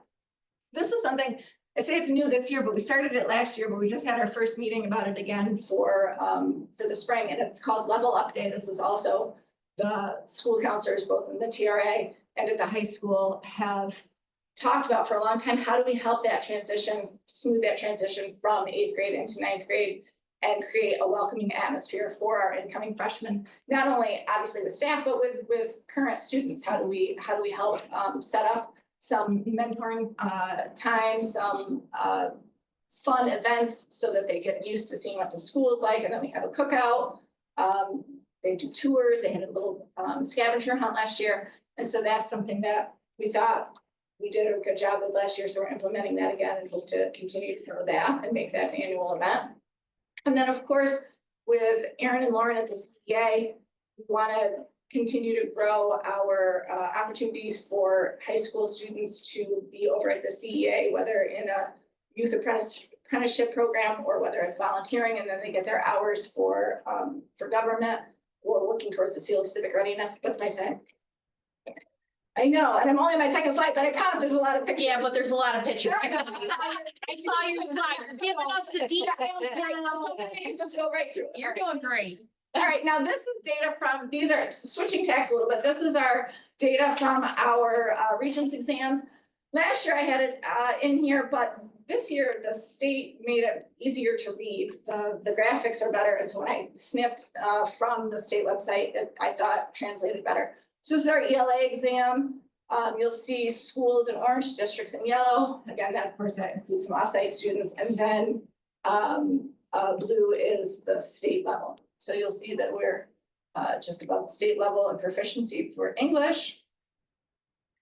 Algebra 1, now remember, or you might not be aware that last year was our first administration of the new algebra exam. So that makes sense that as we're continuing to become increasingly familiar with the exam, that was a little bit lower. You'll see we're pretty even with the state. Then we have geometry, way better than the state. And again, I'm just looking at the proficiency column on the right hand side. Algebra 2, better than the state. Living environment, again, better than the state. Earth science, seeing a pattern. Chemistry, right about even. Physics, substantially better, like 3 top of physics. And this is our global exam, which 10th graders take. Global exam is tough, as is the US history exam. And the US history exam, this was the 2nd year of the administration of the US history. So I know I flew through that. That's obviously the data part that you can look at. Again, that was all, I think, right from the state website. Seal of civic readiness. I had this slide in here last year because it's a pathway. It's something that we're really, really glad and honored to be able to offer to our students. We awarded it last year to 8 students. We expect that those numbers are only going to increase because remember, there is a component from the TRA that students can start earning credit towards the seal of civic readiness in middle school. So that we're looking to continue to grow those numbers.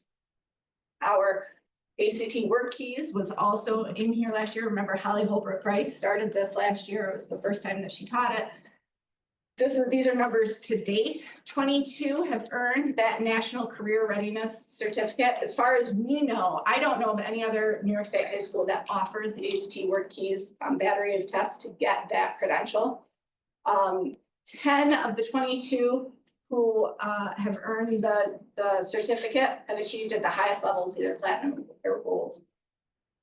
And then 2 students walked on June 28th last year, 27th last year, very late in June. 2 students walked because they had this credential. So that is, you know, it's a pathway to graduation. We're so glad to have a teacher who's so, and it's not just Holly. Holly's so excited to teach it, but really, Mr. Dietrich, our librarian, he administers the exam. Christina Bolson in the district office coordinates all of the myriad technical parts of it online. So we're really, really glad about this. Go ahead, Deb. Sorry. All right, I'll be real brief because I don't know where we are in time. So I'm part of the attendance committee. As you can see, it's myself, Amber Robertson, Kristen Lucia, Amy Alston, Naomi Collins, Sharon Bell, myself. And we started with just looking at each quarter and, you know, who had the best attendance last year. And we're slowly growing that and expanding it to, so we've also done earlier this year, we looked at who's the most improved. And right now we're trying to get some excitement building because now we got grade versus grades. And right now the 9th graders are ahead. Nice. Good for them. Yeah, go 9th graders. Speaking of 9th graders, Freshman Academy, these I are a couple see of that. pictures from the CEA. Like 3 times a week, we have Freshman Academy teachers taking their Freshman Academy over to the CEA. So they're getting community service hours. So they're actually working towards the seal of civic readiness in 9th grade. It is a half credit class that we're offering. And they're doing they're really expanding their outreach to the community. They're doing Valentine's Day cards. They're gonna do painting rocks, you know, like those kind of rock. I don't know what they're called. And you find a rock. yeah, you paint them and put them out. Yes, Yeah. yes. Right. Stacy told me I have 2 minutes left. This is our leadership summit. This is the 3rd year that we've sent students to SUNY Portland, and thank you to the district for allowing us to take students to be able to be with other schools and learning what it's like to be, what some of those soft skills are, and what leadership looks like, and how we can lead no matter what our position is, whether it's student or athlete or student athlete, however we define ourselves, that we're able to be leaders. Student Drop-In Center, Kristen Galusha, you've seen presentations from her before, and she continues to do a fantastic job. She has social work interns that are with her. They are seeing about 60 kids in the Drop-In Center. They have lunch groups. It really is a place where students go and they de-stress. We also have a computer closet that she runs and organizes. Kristen is amazing, and all the people she works with. All right, go ahead, Deb. So this came out of meetings with the student population. They really wanted a student of the month. So I really enjoyed doing this. You know, it's not based solely on grades. It's kind of a holistic thing. You know, how are they really giving their best effort? How are they with kindness, interacting with each other? So some character building and things like that. And so yeah, their teachers nominate them, and at the end of each month, they're awarded with a certificate and a gift card. And I'm I love it. Very glad to be part of it. Yeah, it's great. Yeah, that's great. And of course, this isn't everyone. No. But it's mattering of our students come on. Beth and Jen continue to provide really great opportunities for our students to visit colleges as well as workplaces and really show them us the, you know, as big a scope as they can of what's out there and what's available and the opportunities that there are. Again, that picture with all of the students, and that was the day that College Express was here. The picture below is when Dr. Woodall was here last week.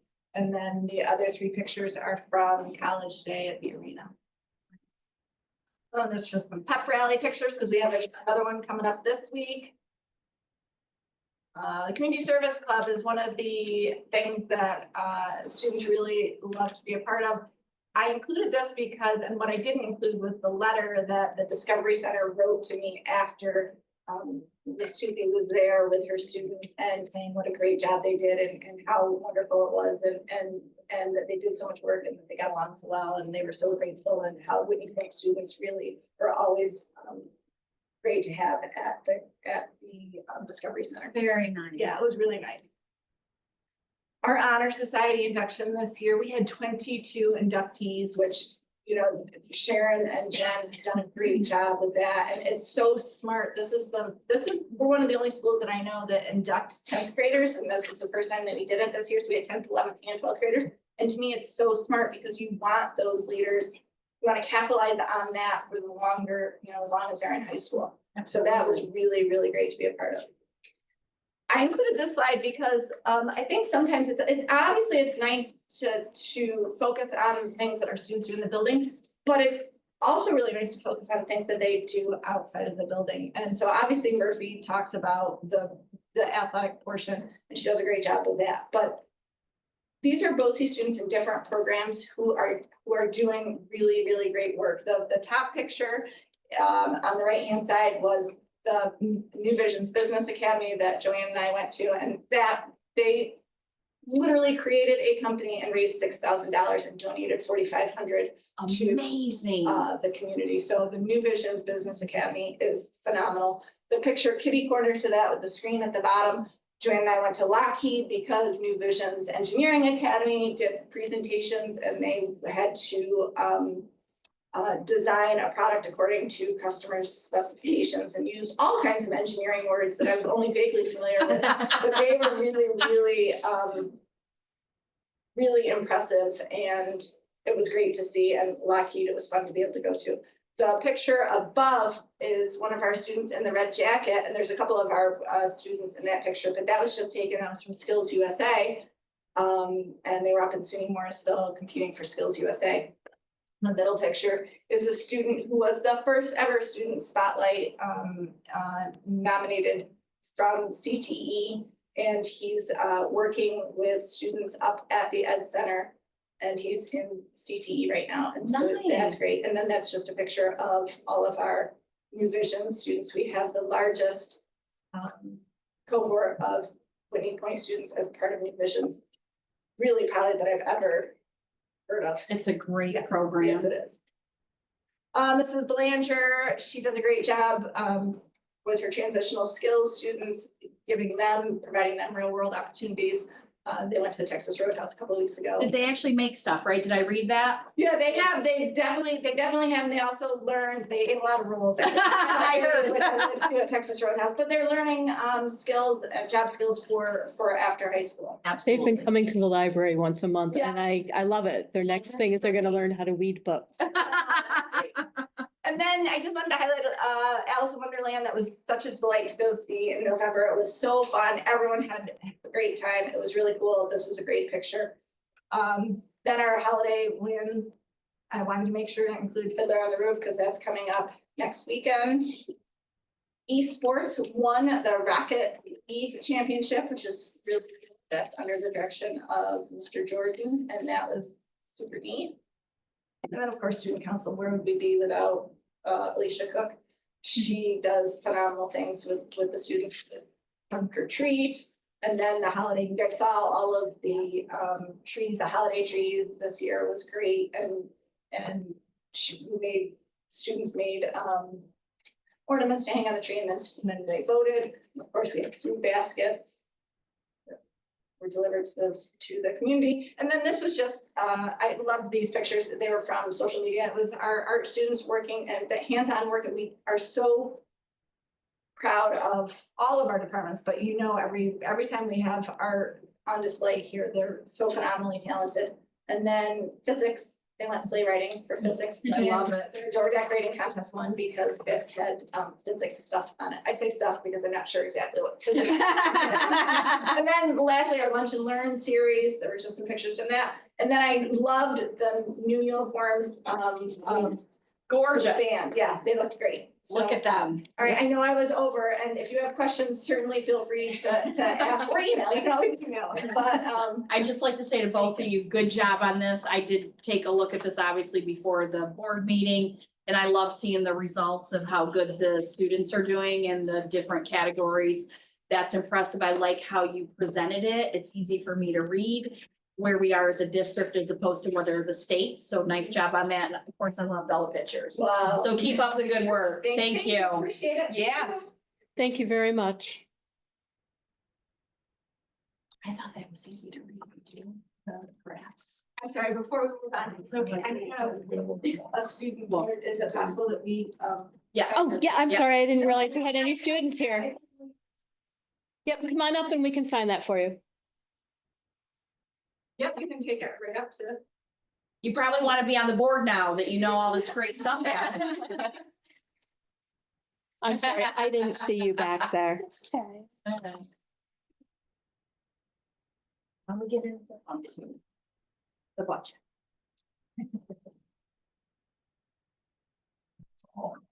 I know it is. That's why we're here, Tom.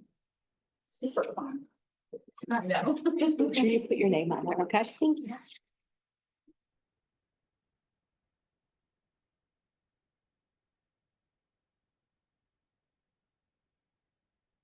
So yes, I heard you say, now we get the fun stuff. So this is the beginning of budget season. We're gonna have presentations the next few months, and obviously we have our budget vote in May. We're gonna start by doing a little recap of the 24-25 budget. Our budget, our school district budget was $46,499,000. And our state aid, as you can see, we always have Mr. Woodard puts these statistics together, so you can see that 75.4% of our budget is funded through state aid, and 13% is this past year was from the tax levy. A tax levy increase we had this for the school year's budget was 2.95%. We also used almost $2 million in reserves and fund balance to put this budget together this past year. And just as a reminder, this is always good to have in our minds when we think about 1% in our district. For this year's budget gave us $88,951. So when you look at districts from, they say 1% in Vestal, 1% in UE, 1% in Whitney, it's all very different in the amount of real dollars that we're talking. So the distribution, where does all that money go, come from? If you look at this pie chart, it gives you a nice visual to sort of see it. It was explained on the previous chart, but you can see state aid, as we always say, is very, very important. There's two kinds. There's foundation aid, which is here, almost half of it. But then we also have things like building aid, transportation aid, BOCES aid, categorical aid, which are very specific. Some of them are reimbursable, some are only for certain categories, but that are important for our district. 19.13% is tax levy.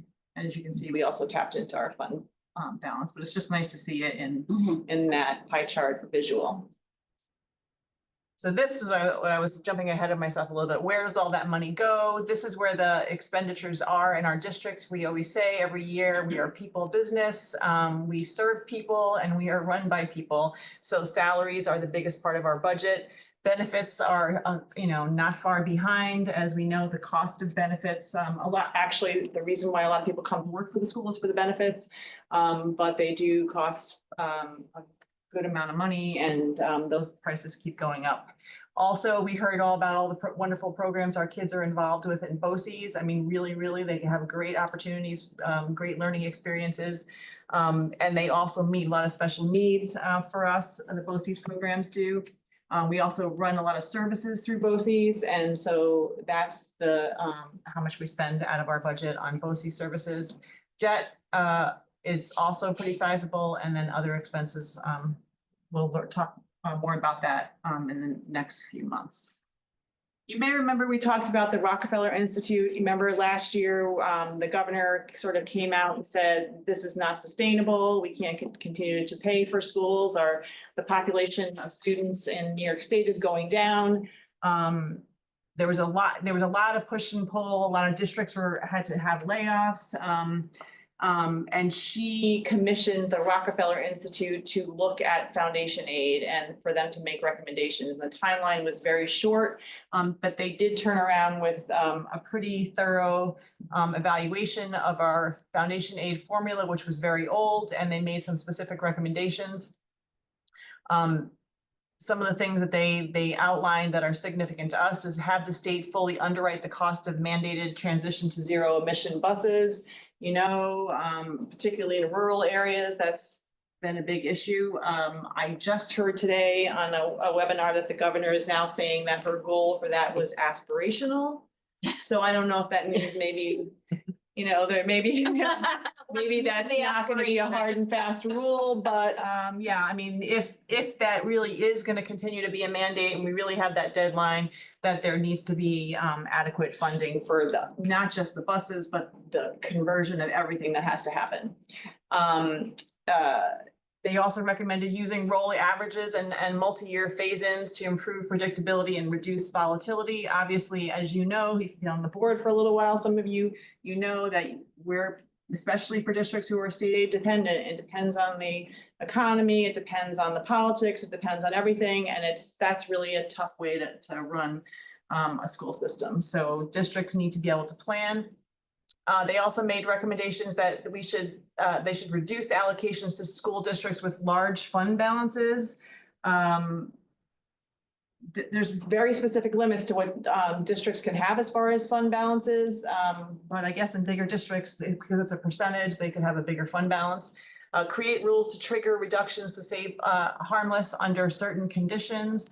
Again, that's save harmless is a protection that if your population goes down a little bit, that you're not going to have losses, because I think we talked about this last year, that you can, and what happened to some other districts is their population goes down a little bit and they can lose a sizable amount of money, but you still have to have as many classes, as many support people, so it really still costs you the same amount of money to provide education to your students as it would if you had the exact same number as you did the previous year. And then there were various other recommendations that they made. That study is available online. It does look like the governor did read through it and maybe take some of these things into consideration, and we're going to look a little bit more closely at that. So what happens every year? First, the governor comes out with her proposed budget, and then there's a lot of politicking back and forth and lobbyists and negotiations that have to happen in Albany before they actually pass a budget.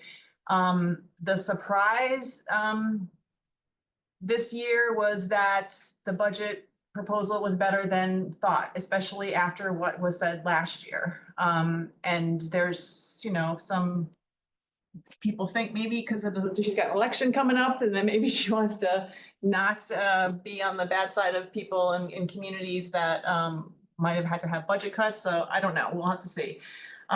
So in her budget, she's replacing the 3-year free and reduced lunch poverty measure with a 3-year average economically disadvantaged measure, which is good, especially now because the free and reduced numbers are not very accurate, because now everybody in our district gets free lunch. Replacing the 2000s, obviously 2000 was year 2000 was a long time ago, census poverty measure with a 3-year average of the small area income and poverty estimates, which the Rockefeller Institute had recommended. They think it's a much more reasonable and fair way to make that measure. And it uses lots of different inputs to determine what the median income in smaller communities is, and they think it's much more accurate. An update to the formula used for foundation aid, state sharing ratio, as well as the maximum allowed in the formula. What's that called? FOSSER or something they call that acronym. We got a little bit more information coming up. Yeah.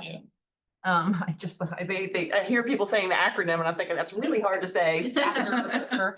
And then including a 2% increase in foundation aid for all districts as a baseline. So every district, no matter what their population, was getting that this coming year.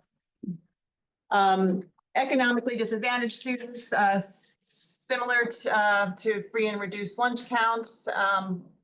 The calculation previously used was K6 though, now it will use K12, which is better. That overall impact to our BT BOCES region is an increase in foundation aid. On average for the region, this poverty measure increased by 3.32% from 49.26 to an enrollment of enrollment to 52.58 for our region.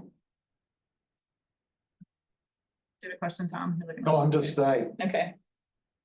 And so this is that SAPE, which is the data is a 3-year average of 21, 22, 23 from the US Census Bureau. The overall impact to our BOCES region on this formula is also an increase to foundation aid by increasing the rate of poverty of K-12 enrollment and average 2.7%. From 13.74% to 16.44%. So again, in our region, the use of this formula benefits us. Foundation, so this is that foundation aid. I'm just going to say the whole thing. Foundation aid state sharing ratio is used in calculating the expected minimum contribution for a district. While there are 2 methodologies for calculating the expected minimum contribution based on the revised formulas, our region uses the one driven by foundation aid state sharing ratio. There are 4 tiers to the calculation. So for this factor, the higher the percentage, the greater the poverty, the more foundation aid. However, the factor was capped at 91% as of 24-25. Previous to that, it was capped at 90%. This new executive proposal would increase this cap to 93%, driving more aids specifically to the Whitney Point School District. So that's good news. And again, this is the proposed budget. This is proposed. So Proposed, right? This is not the enacted budget. Right.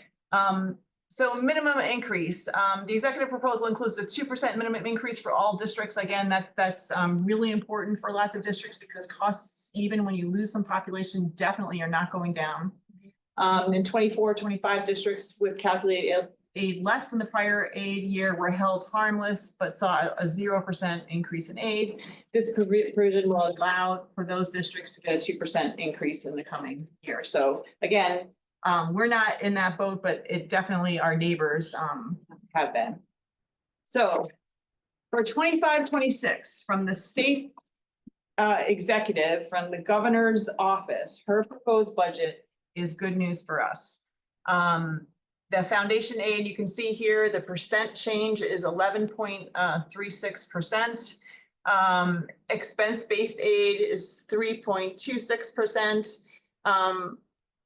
And then our total aid change would be 8.67%. Do you want to talk a little bit more about all these specific numbers or anything you want to point out here? I mean, I think again, it's the snapshot right now. Yeah. There's obviously a lot of districts that don't have that 11.36%, you know, they would have that 2%. That's Right. where they're getting their aid. I think a lot of the lobbying and advocating in the past, normally it was a very collective effort. Everyone kind of saying we need more and more and more. I'm secretly over here like, don't change our number. I like where we're at right now, which is different. So yeah, I think me and Joanne, when we saw that, we immediately were very happy. Pleasantly surprised. Yeah, but I mean, I think that was the whole thing that we were afraid of how it would come out, but they really did that Rockefeller study and made those suggestions, and then it actually was implemented, I think the way it was supposed to. You know, they're giving a district like us with our demographics more money that we should be getting. But so I'm looking at all this, I know this does help. And the others that were 0 go to 2, but are there still gonna be a lot of districts that aren't gonna say that's enough? And are there gonna be still strong lobbying to try to change this too? Yeah, there probably will be, but they'll probably be looking at, like what Zach's saying is, you know, based on the need of where those schools are located. I mean, we require state funding to Oh, function. I know we do, and we're happy, but I'm saying, Like, there's gonna be if you enough invest- not happy Yeah. people that are Right. gonna be pushing the Right, like the the politicians lobbyists to to- say, we still don't like this, cause last year we weren't gonna be hurt, and then they didn't like it. It's really a new, I think, situation for us to experience, because again, typically when the governor's budget comes out, it's never enough. Right. But we never actually got less from the initial proposal. So that would be a first, if all of a sudden they tweak this when they already had And we numbers were out there. worse. Oh, no, but I'm saying we're gonna be better, but are there enough people that aren't gonna be better, that are gonna be upset, so that this is not gonna be what's gonna happen? Come to fruition. Compared to the previous year, there were some districts that did not get that 2%. So this proposal, again, at least gives Okay, those well. districts that 2%. I know 2 is better than 0, but it's not as good as 11. No, Yeah, but but they're again, also that's in not what better- every district got. They're in Yeah. a different district, like our funding is completely I can go through the state. community, and Yeah. whoever's making more than I am, they're still not gonna be saying, well, I know we make more than Yeah. you do, I'm happy. True, No, true. I think again, at this Okay. point, and with all the unknowns previously before the release of the budget, It's positive. we're in a good spot. Okay, good. So one of the other theories as to why the governor came out with a fairly generous package is what we're gonna talk about right now. I'd love to know the theory. Well, like I said, there's a lot of reasons, maybe. One of them, maybe she's got an upcoming election not too far off in the future, but also because I think there were a lot of unknowns coming out of Washington. Right. So, and since the governor's budget came out, a lot has unfolded there. Yes. So that was really good news, what her proposed budget is, but there's a lot that we are very concerned about. So this is a slide that you got, Zach, that explains, I think that has a little sliding thing that you could actually do an interactive little piece. But how much federal education aid could New York State lose? So if you look at these numbers, these are the funding streams that come from the federal, the major funding streams that come out of well, this is one of them, the title grants, the Every Student Succeeds Act, which is ESSA, used to be SEEA, has title funding streams which we get and almost every district in our region gets. So for us, you know, that it's reading teachers, it's professional development, it's interventionists, it's what else are in those budgets right now? A lot, a lot of support services. This is income-based. You get title funds based on the income of your district. They determine the need. But this little chart shows you, like, if all of this funding was gone, the projected job losses in the state, this would be 28,000, almost 29,000 jobs in New York State, from the Title I Part A, which is the biggest chunk. From Part B, 273, Part C, Migrant Education Program, 194. Part D, which we don't get, but that could be 46 jobs. So it's a significant number of jobs that would be lost across the state. I think, Joanne, if you don't mind, Yeah. so this is another piece of this, so we don't normally talk about Title I too much, it's in our treasurer's report, but it's not, because it's a federal grant. It's not part of the school operating budget, so Okay, that's that's why we good. typically kind of don't talk about it much, but Mhm. we still, again, it gets, subject to our audit, we still have all those policies, procedures, around it. But she'll get into the amounts, but it does make up a significant amount of expenditures that we do, and we have positions that are paid through that. So again, the concern would be if all of a sudden Winter Point lost our Title I or these other funds that Joanne's gonna go into, It we're would, gonna have to figure out how to supplement that. it would have a direct impact on Yeah, we have jobs directly tied right now to these funds. you do. Okay. Many. Yeah. And these are all required positions. So it's not like, so if you can It's cut not an those. optional. No. It's, Well, okay. They're So we required still right have to, now we in still New have to York. we still have to have those Yes. positions, but we won't have the Title I funding. To support To that. support Okay, that. good to So know. it's not just title funds. It's also IDEA, which is the other big one, which is special ed funding. Yeah, so there are New York State requirements. There's also federal requirements. So I don't know if they get rid of the federal requirements, we still have New York State requirements, but it's all service for students with disabilities. So, I mean, Title I funds all the intervention support services for like reading support and math support. This is, this funds many special ed jobs in our district. That are, yes, there are, you know, definite legal requirements, very specifically legal requirements for what we need to provide. So, the different programs here, again, you can see the funding loss, overall, the number of jobs lost, potentially if all of these funds were cut. The number, you know, I mean, for us in our district, it would be huge. That would be devastating. So in our district, Title I, for this current school year, we received $456,000. Special ed cluster of funding, 489, almost $490,000. Full service community schools is a federal funded program, $150,000. Title IV, $20,000. Child nutrition is also over $1 million. We fund, as you know, apply for grants all the time. Yep. Our Stop School Violence grant is currently a federally funded program, and then actually the Stronger Connections grant is federally funded. And this, what you're showing here, Joanne, is only for this last year, This is 2.2 million. Yeah, and that doesn't include Stronger Connections. which Right, is also- okay, which is another. But yeah, I mean, so, but these, again, so, you know, this is nice.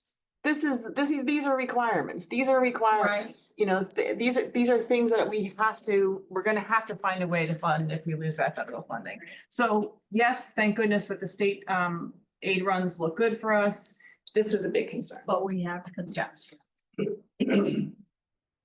So, given all of that, some good news, and we don't know what's gonna happen in the Right. middle of it, because again, a lot of dramatic things have been said and the wheels are all turning there, and it's certainly an unprecedented time, but you know, there are still powers and lobbies and people all over the country care about their kids getting a proper, so, I mean, we're gonna have to see what's gonna happen. I mean, obviously, you know, that like privatization is a big part of this conversation.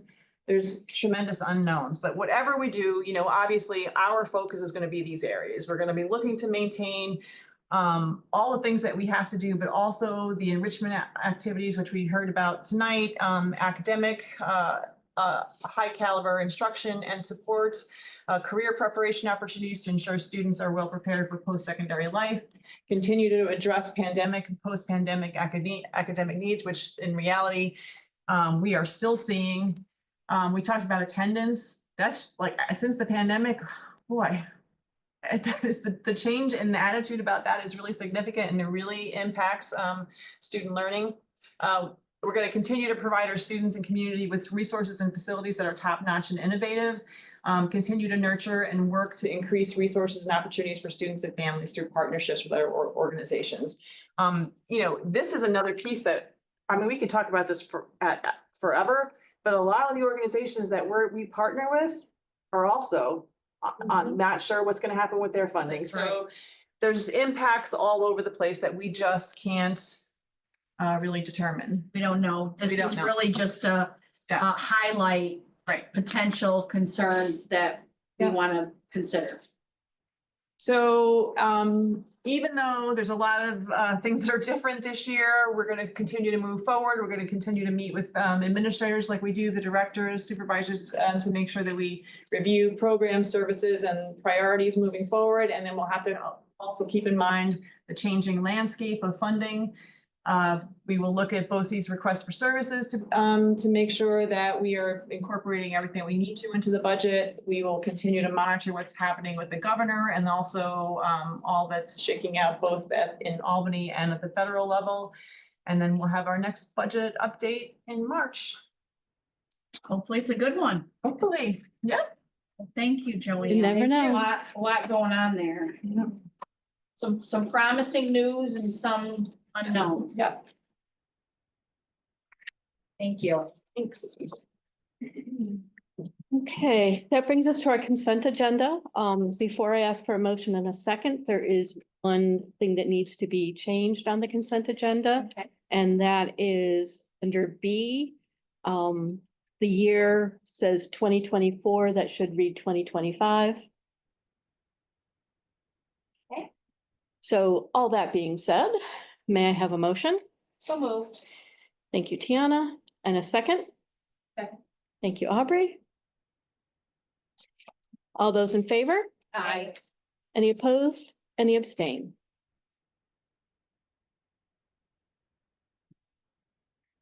Appointments. We're gonna go through them one by one. Brianna Chestnut, full-time teacher's aide, effective February 12th, 2025. A motion? moved. Thank you, Tiana. Second? Second. Thank you, Aubrey. Any questions or comments? All those in favor? Aye. Any opposed? Any abstain? Tannery Minor, bus monitor, effective February 12th, 2025. Motion? So moved. Second? Second. Thank you, Tom. Any questions or comments? All those in favor? Aye. Any opposed? Any abstain? Taylor Quayle, part-time food service helper, effective February 12th, 2025. So moved. Thank you. Second? Second. Thank you, Benny. Any questions or comments? All those in favor? Aye. Any opposed? Any abstain? Austin Rich Creek, full-time teacher's aide, effective February 12th, 2025. So moved. Thank you. Second? Thank you, Aubrey. Questions or comments? All those in favor? Aye. Any opposed? Any abstain? Josephine Twombly, bus monitor, subject to fingerprint clearance. Motion? So moved. Thank you, Tiana. Second? Second. Thank you, Tom. Questions or comments?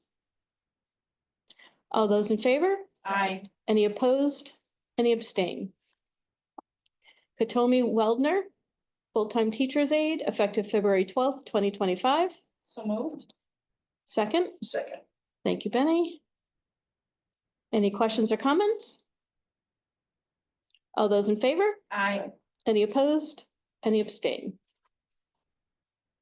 Aiden Wilmot, groundskeeper, effective February 18th, 2025. So moved. Thank you. Second? Thank you, Aubrey. Questions or comments? All those in favor? Aye. Any opposed? Any abstain? Okay, notice of public meeting and nomination form for the BOCES Board of Trustees. Be it resolved upon recommendation of the superintendent, the Board of Education of the Whitney Point Central School District nominate 3 members to the Brim Delaware Tioga Board of Educational Services. The Brim Delaware Tioga Board of Education currently has 3 three-year positions vacant. The board may nominate individuals at large, leave a nomination vacant, and or nominate Sandra Rufo and or Nicholas Mateus who are seeking re-election for the 3-year position. I will throw out there that Chris Whitall has said that she would like to run for one of the 3 positions if somebody would like to nominate. I'll nominate her. Okay. And do I have a second? Second. I got Tom. All those in favor? Aye. Any opposed? Any abstain? And may I have a second nominee? Sandra Rufo. Yeah, definitely, Sandra. I'd second that. Okay, so I have Tom and Tiana. TTs. All those in favor? Aye. Any opposed? Any abstain? And a third nominee. Did we have a Yeah, third? he's- Yeah, Nicholas Mateus. Oh, He Nicholas, is okay. seeking re-election. Yeah, I'm okay with him. And a second? Second. Thank you, Benny. All those in favor? Aye. Any opposed? Any abstain? Agreement between the maintenance supervisor and the Whitney Point Central School District. It will be effective July 1st, 2025 through June 30th, 2028. May I have a motion? So moved. Oh, Thomas. Tom second. and Tiana. Any questions or comments? All those in favor? Aye. Any opposed? Any abstain? Okay, RIC 1 Risk Operations Center, ROC resolution. Whereas 4 BOCES, Onondaga, Cortland, Madison BOCES, Albany, Schoharie, Schenectady, Saratoga BOCES, Madison, Oneida BOCES, and Brum, Tioga BOCES have collaborated and entered into an Article 5 General Municipal Law intermunicipal arrangement for the purpose of improving vendor management and data security and privacy practices for the school districts and/or BOCES statewide, known as the RIC 1 Risk Operations Center, the ROC. Whereas the Board of Education of the Whitney Point Central School District, through its affiliation with a locally based regional information center, participates with the ROC and desires for the 2024 through 2025 fiscal year to authorize the ROC to enter into data privacy agreements and related exhibits, DPAs, with vendors and third-party contractors that include the requirements of and compliance with New York State Education Law, Section 2-D and Part 121 regulations, collectively Ed Law 2D, related to student personally identifiable information, PII, and certain teacher and principal APPR data. Whereas the ROC also partners with NYSED, the Access for Learning Student Data Privacy Consortium, SDPC, and the Education Cooperative, TEC, to negotiate and approve EdLaw 2-D compliant DPAs. Whereas the DPAs are presented to school districts and/or BOCES for final execution and do not require the expenditure of funds beyond those budgeted. And be it resolved, Board of Education of the Whitney Point Central School District authorizes the attorneys designated by the ROC to negotiate and approve of DPAs, software and/or technology resources. And be it further resolved, the Whitney Point Central School District Board of Education grants the ROC and its designated attorneys and the authority to negotiate the terms and conditions of DPAs and take such actions so as to effectuate the purposes and intent of this resolution. May I have a motion? So moved. Excellent. I love the ROC. And a second. Thank you. I mean, it's a great acronym. I'm just gonna say it. Yeah. Oh, we gotta put us together. It's Rick Rock. I know. I love it. Any questions or comments? Sounds good. Okay. All those in favor? Aye. Any opposed? Any abstain? We need more acronyms. Go for it. Okay, this is the resolution committing to the purchase of technology. Resolution committing to the purchase of technology equipment for the instructional technology service from the Brum, Tioga BOCES. Whereas the instructional technology services budget, A557, requires additional technology equipment to the currently available equipment.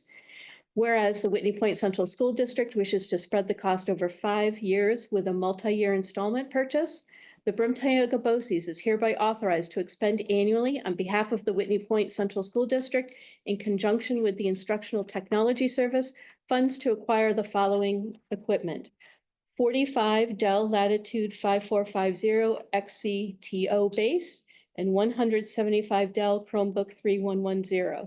Total purchase price, $101,966. Estimated financing costs, $14,933.10.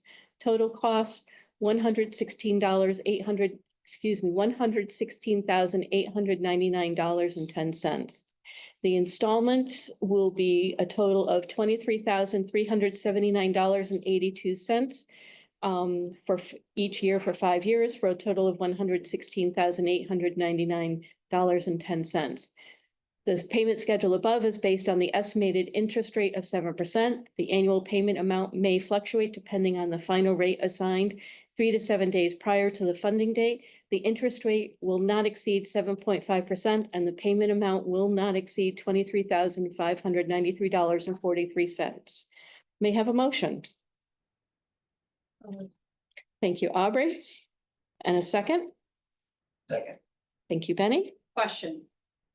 On the Chromebooks, those are for students, yes? Okay. Just a quick question. Do we hold parents accountable if the kids break the Chromebooks, damage them, do we hold them to a financial obligation? When we get to a certain place, Okay, because we have a system for students to be able to use a device, it's really part of their instruction now. okay, So we have a letter that comes out from our IT where students have lost, damaged, some like a lemon law.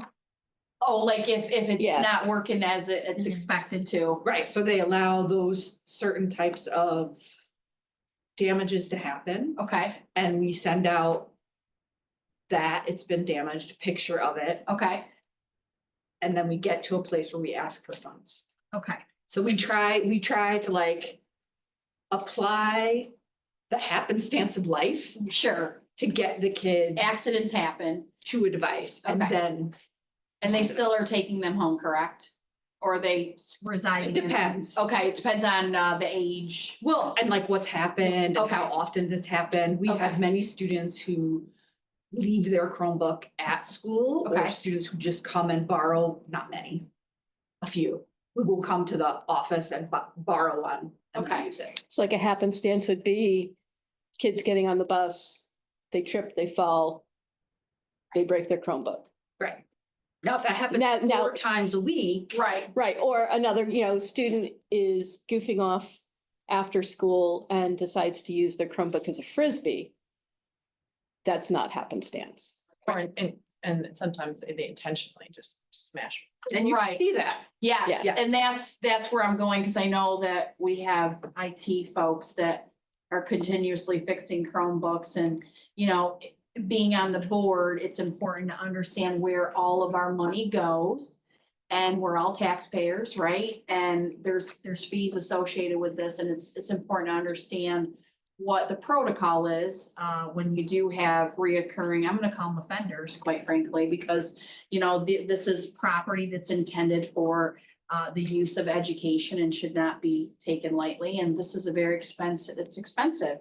So I just wanted to know what our protocol was with the Chromebooks. I just want to clarify real quick. We do not send an invoice. It's a letter that shows Fair how enough. much the damages are. Okay, And again, so we don't demand money. Because Understand. it gets into a whole other issue about collections and whatnot. sure, But not all, but certain families, they do make a payment, and even though we tell them to sign. okay, Because I think it's really the responsibility of the child, and that's what, the parenting kind of comes in. as well. thank you, I But appreciate that. If it happens to have, again, those students with multiple, vandalism type of conditions, and there's other, I guess, really disciplinary procedures handled by the building.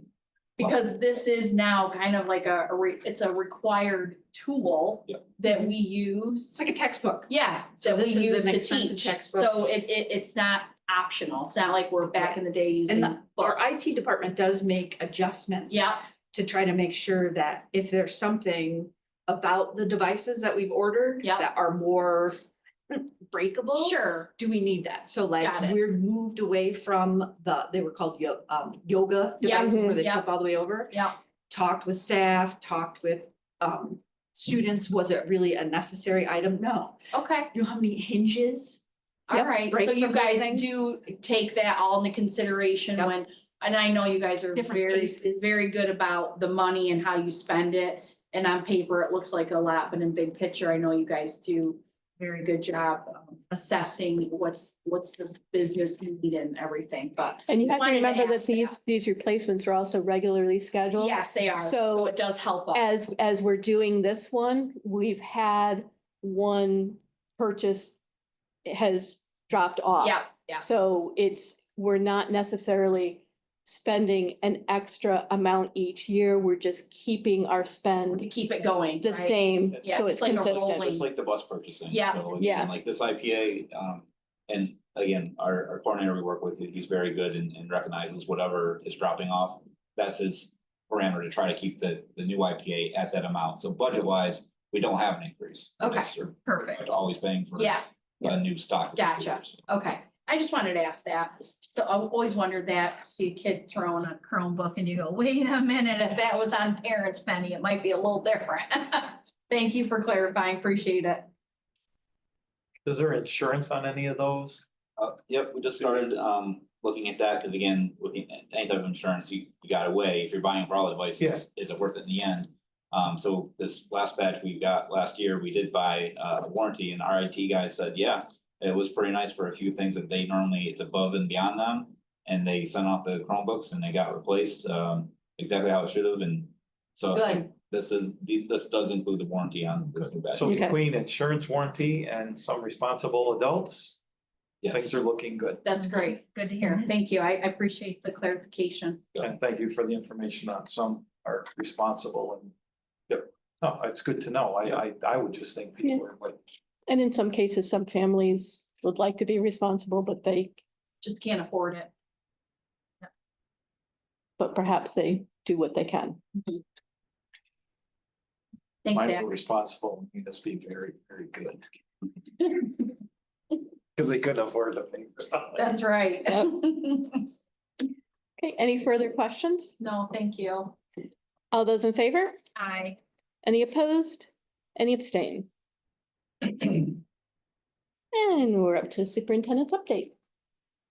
Just, a quick, the only thing I really think I have is the reminder about the joint dinner, which is now approaching. So we'll have another meeting between now and then, but just make sure it's on your calendar for the 26th, Wednesday night. We're gonna do a little tour of The finished pool. the finished pool, the open pool. The real finished pool. Swim-in pool, and the pre-K wing, Nice. and then, somehow we're gonna transform our gym into a really elegant dining space.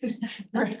Anybody's got any That's- great ideas about that, and then, yeah, and we've got, our art teachers and our music department are all gonna have kids, Nice. performing and showing their work and surveying, so it'll be nice. Low lights. What time does that start?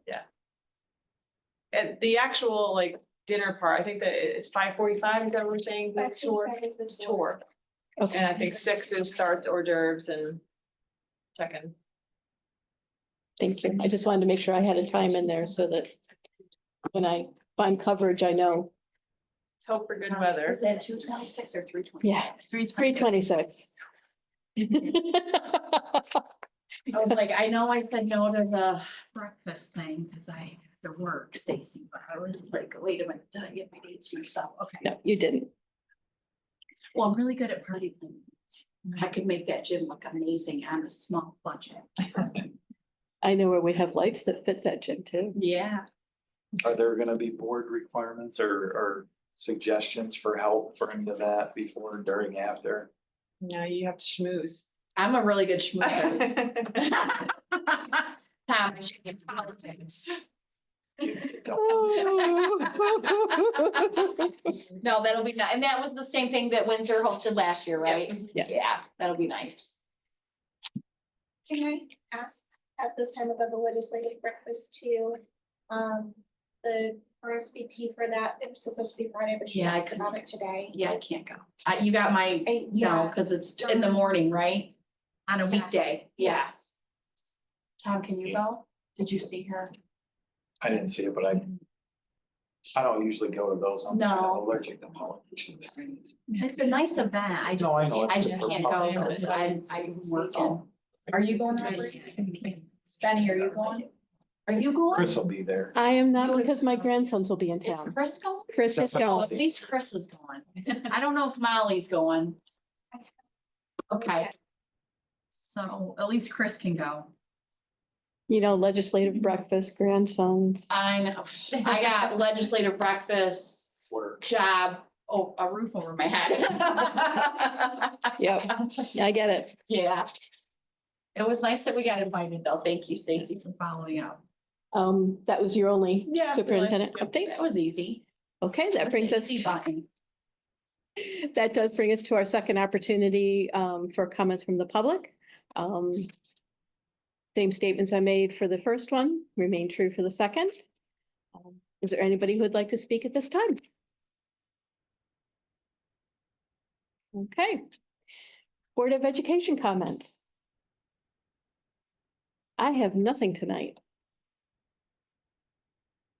Surprise. Surprisingly, I don't think I Okay. do. That is first. Keep Oh. up the good work, team. Okay, BOE goals progress. I know that Chris was made an administrator, on super eval, so she could enter them. I don't know if she has. Have you? Neither have I. So I- everybody, Take a look. Okay, I'll try to take a look tomorrow morning and send y'all an email, thank is- you. yay or nay. Thank you. Hmm? Appreciate it. I just said, Okay, I didn't hear you. I'm sorry. Somebody else was talking. Okay. Do we need an executive session? Could I have a motion to end the meeting at 8:44 Woo, so moved. and a second? Second. Thank you. All those in favor? Aye. Any opposed? Any abstain? Thank you very much Thank for you. everybody who Thank you. attended this evening. We appreciate it. Thank you guys, everyone. Have a safe night. No, never done the. Oh, it's actually. Aw. Yeah, okay, because all Yeah. kidding aside with Tom, it is. You don't have. Oh, no, there isn't. No, no, no. Do you want the envelope? Do you want the folder? Oh, Yeah. The breakfast is actually a lot of fun. I went to it last year. Thank you very much. And I like it when the legislative it's breakfast is. actually a lot of fun. You Amazing. get to meet a lot of people, in town, right? So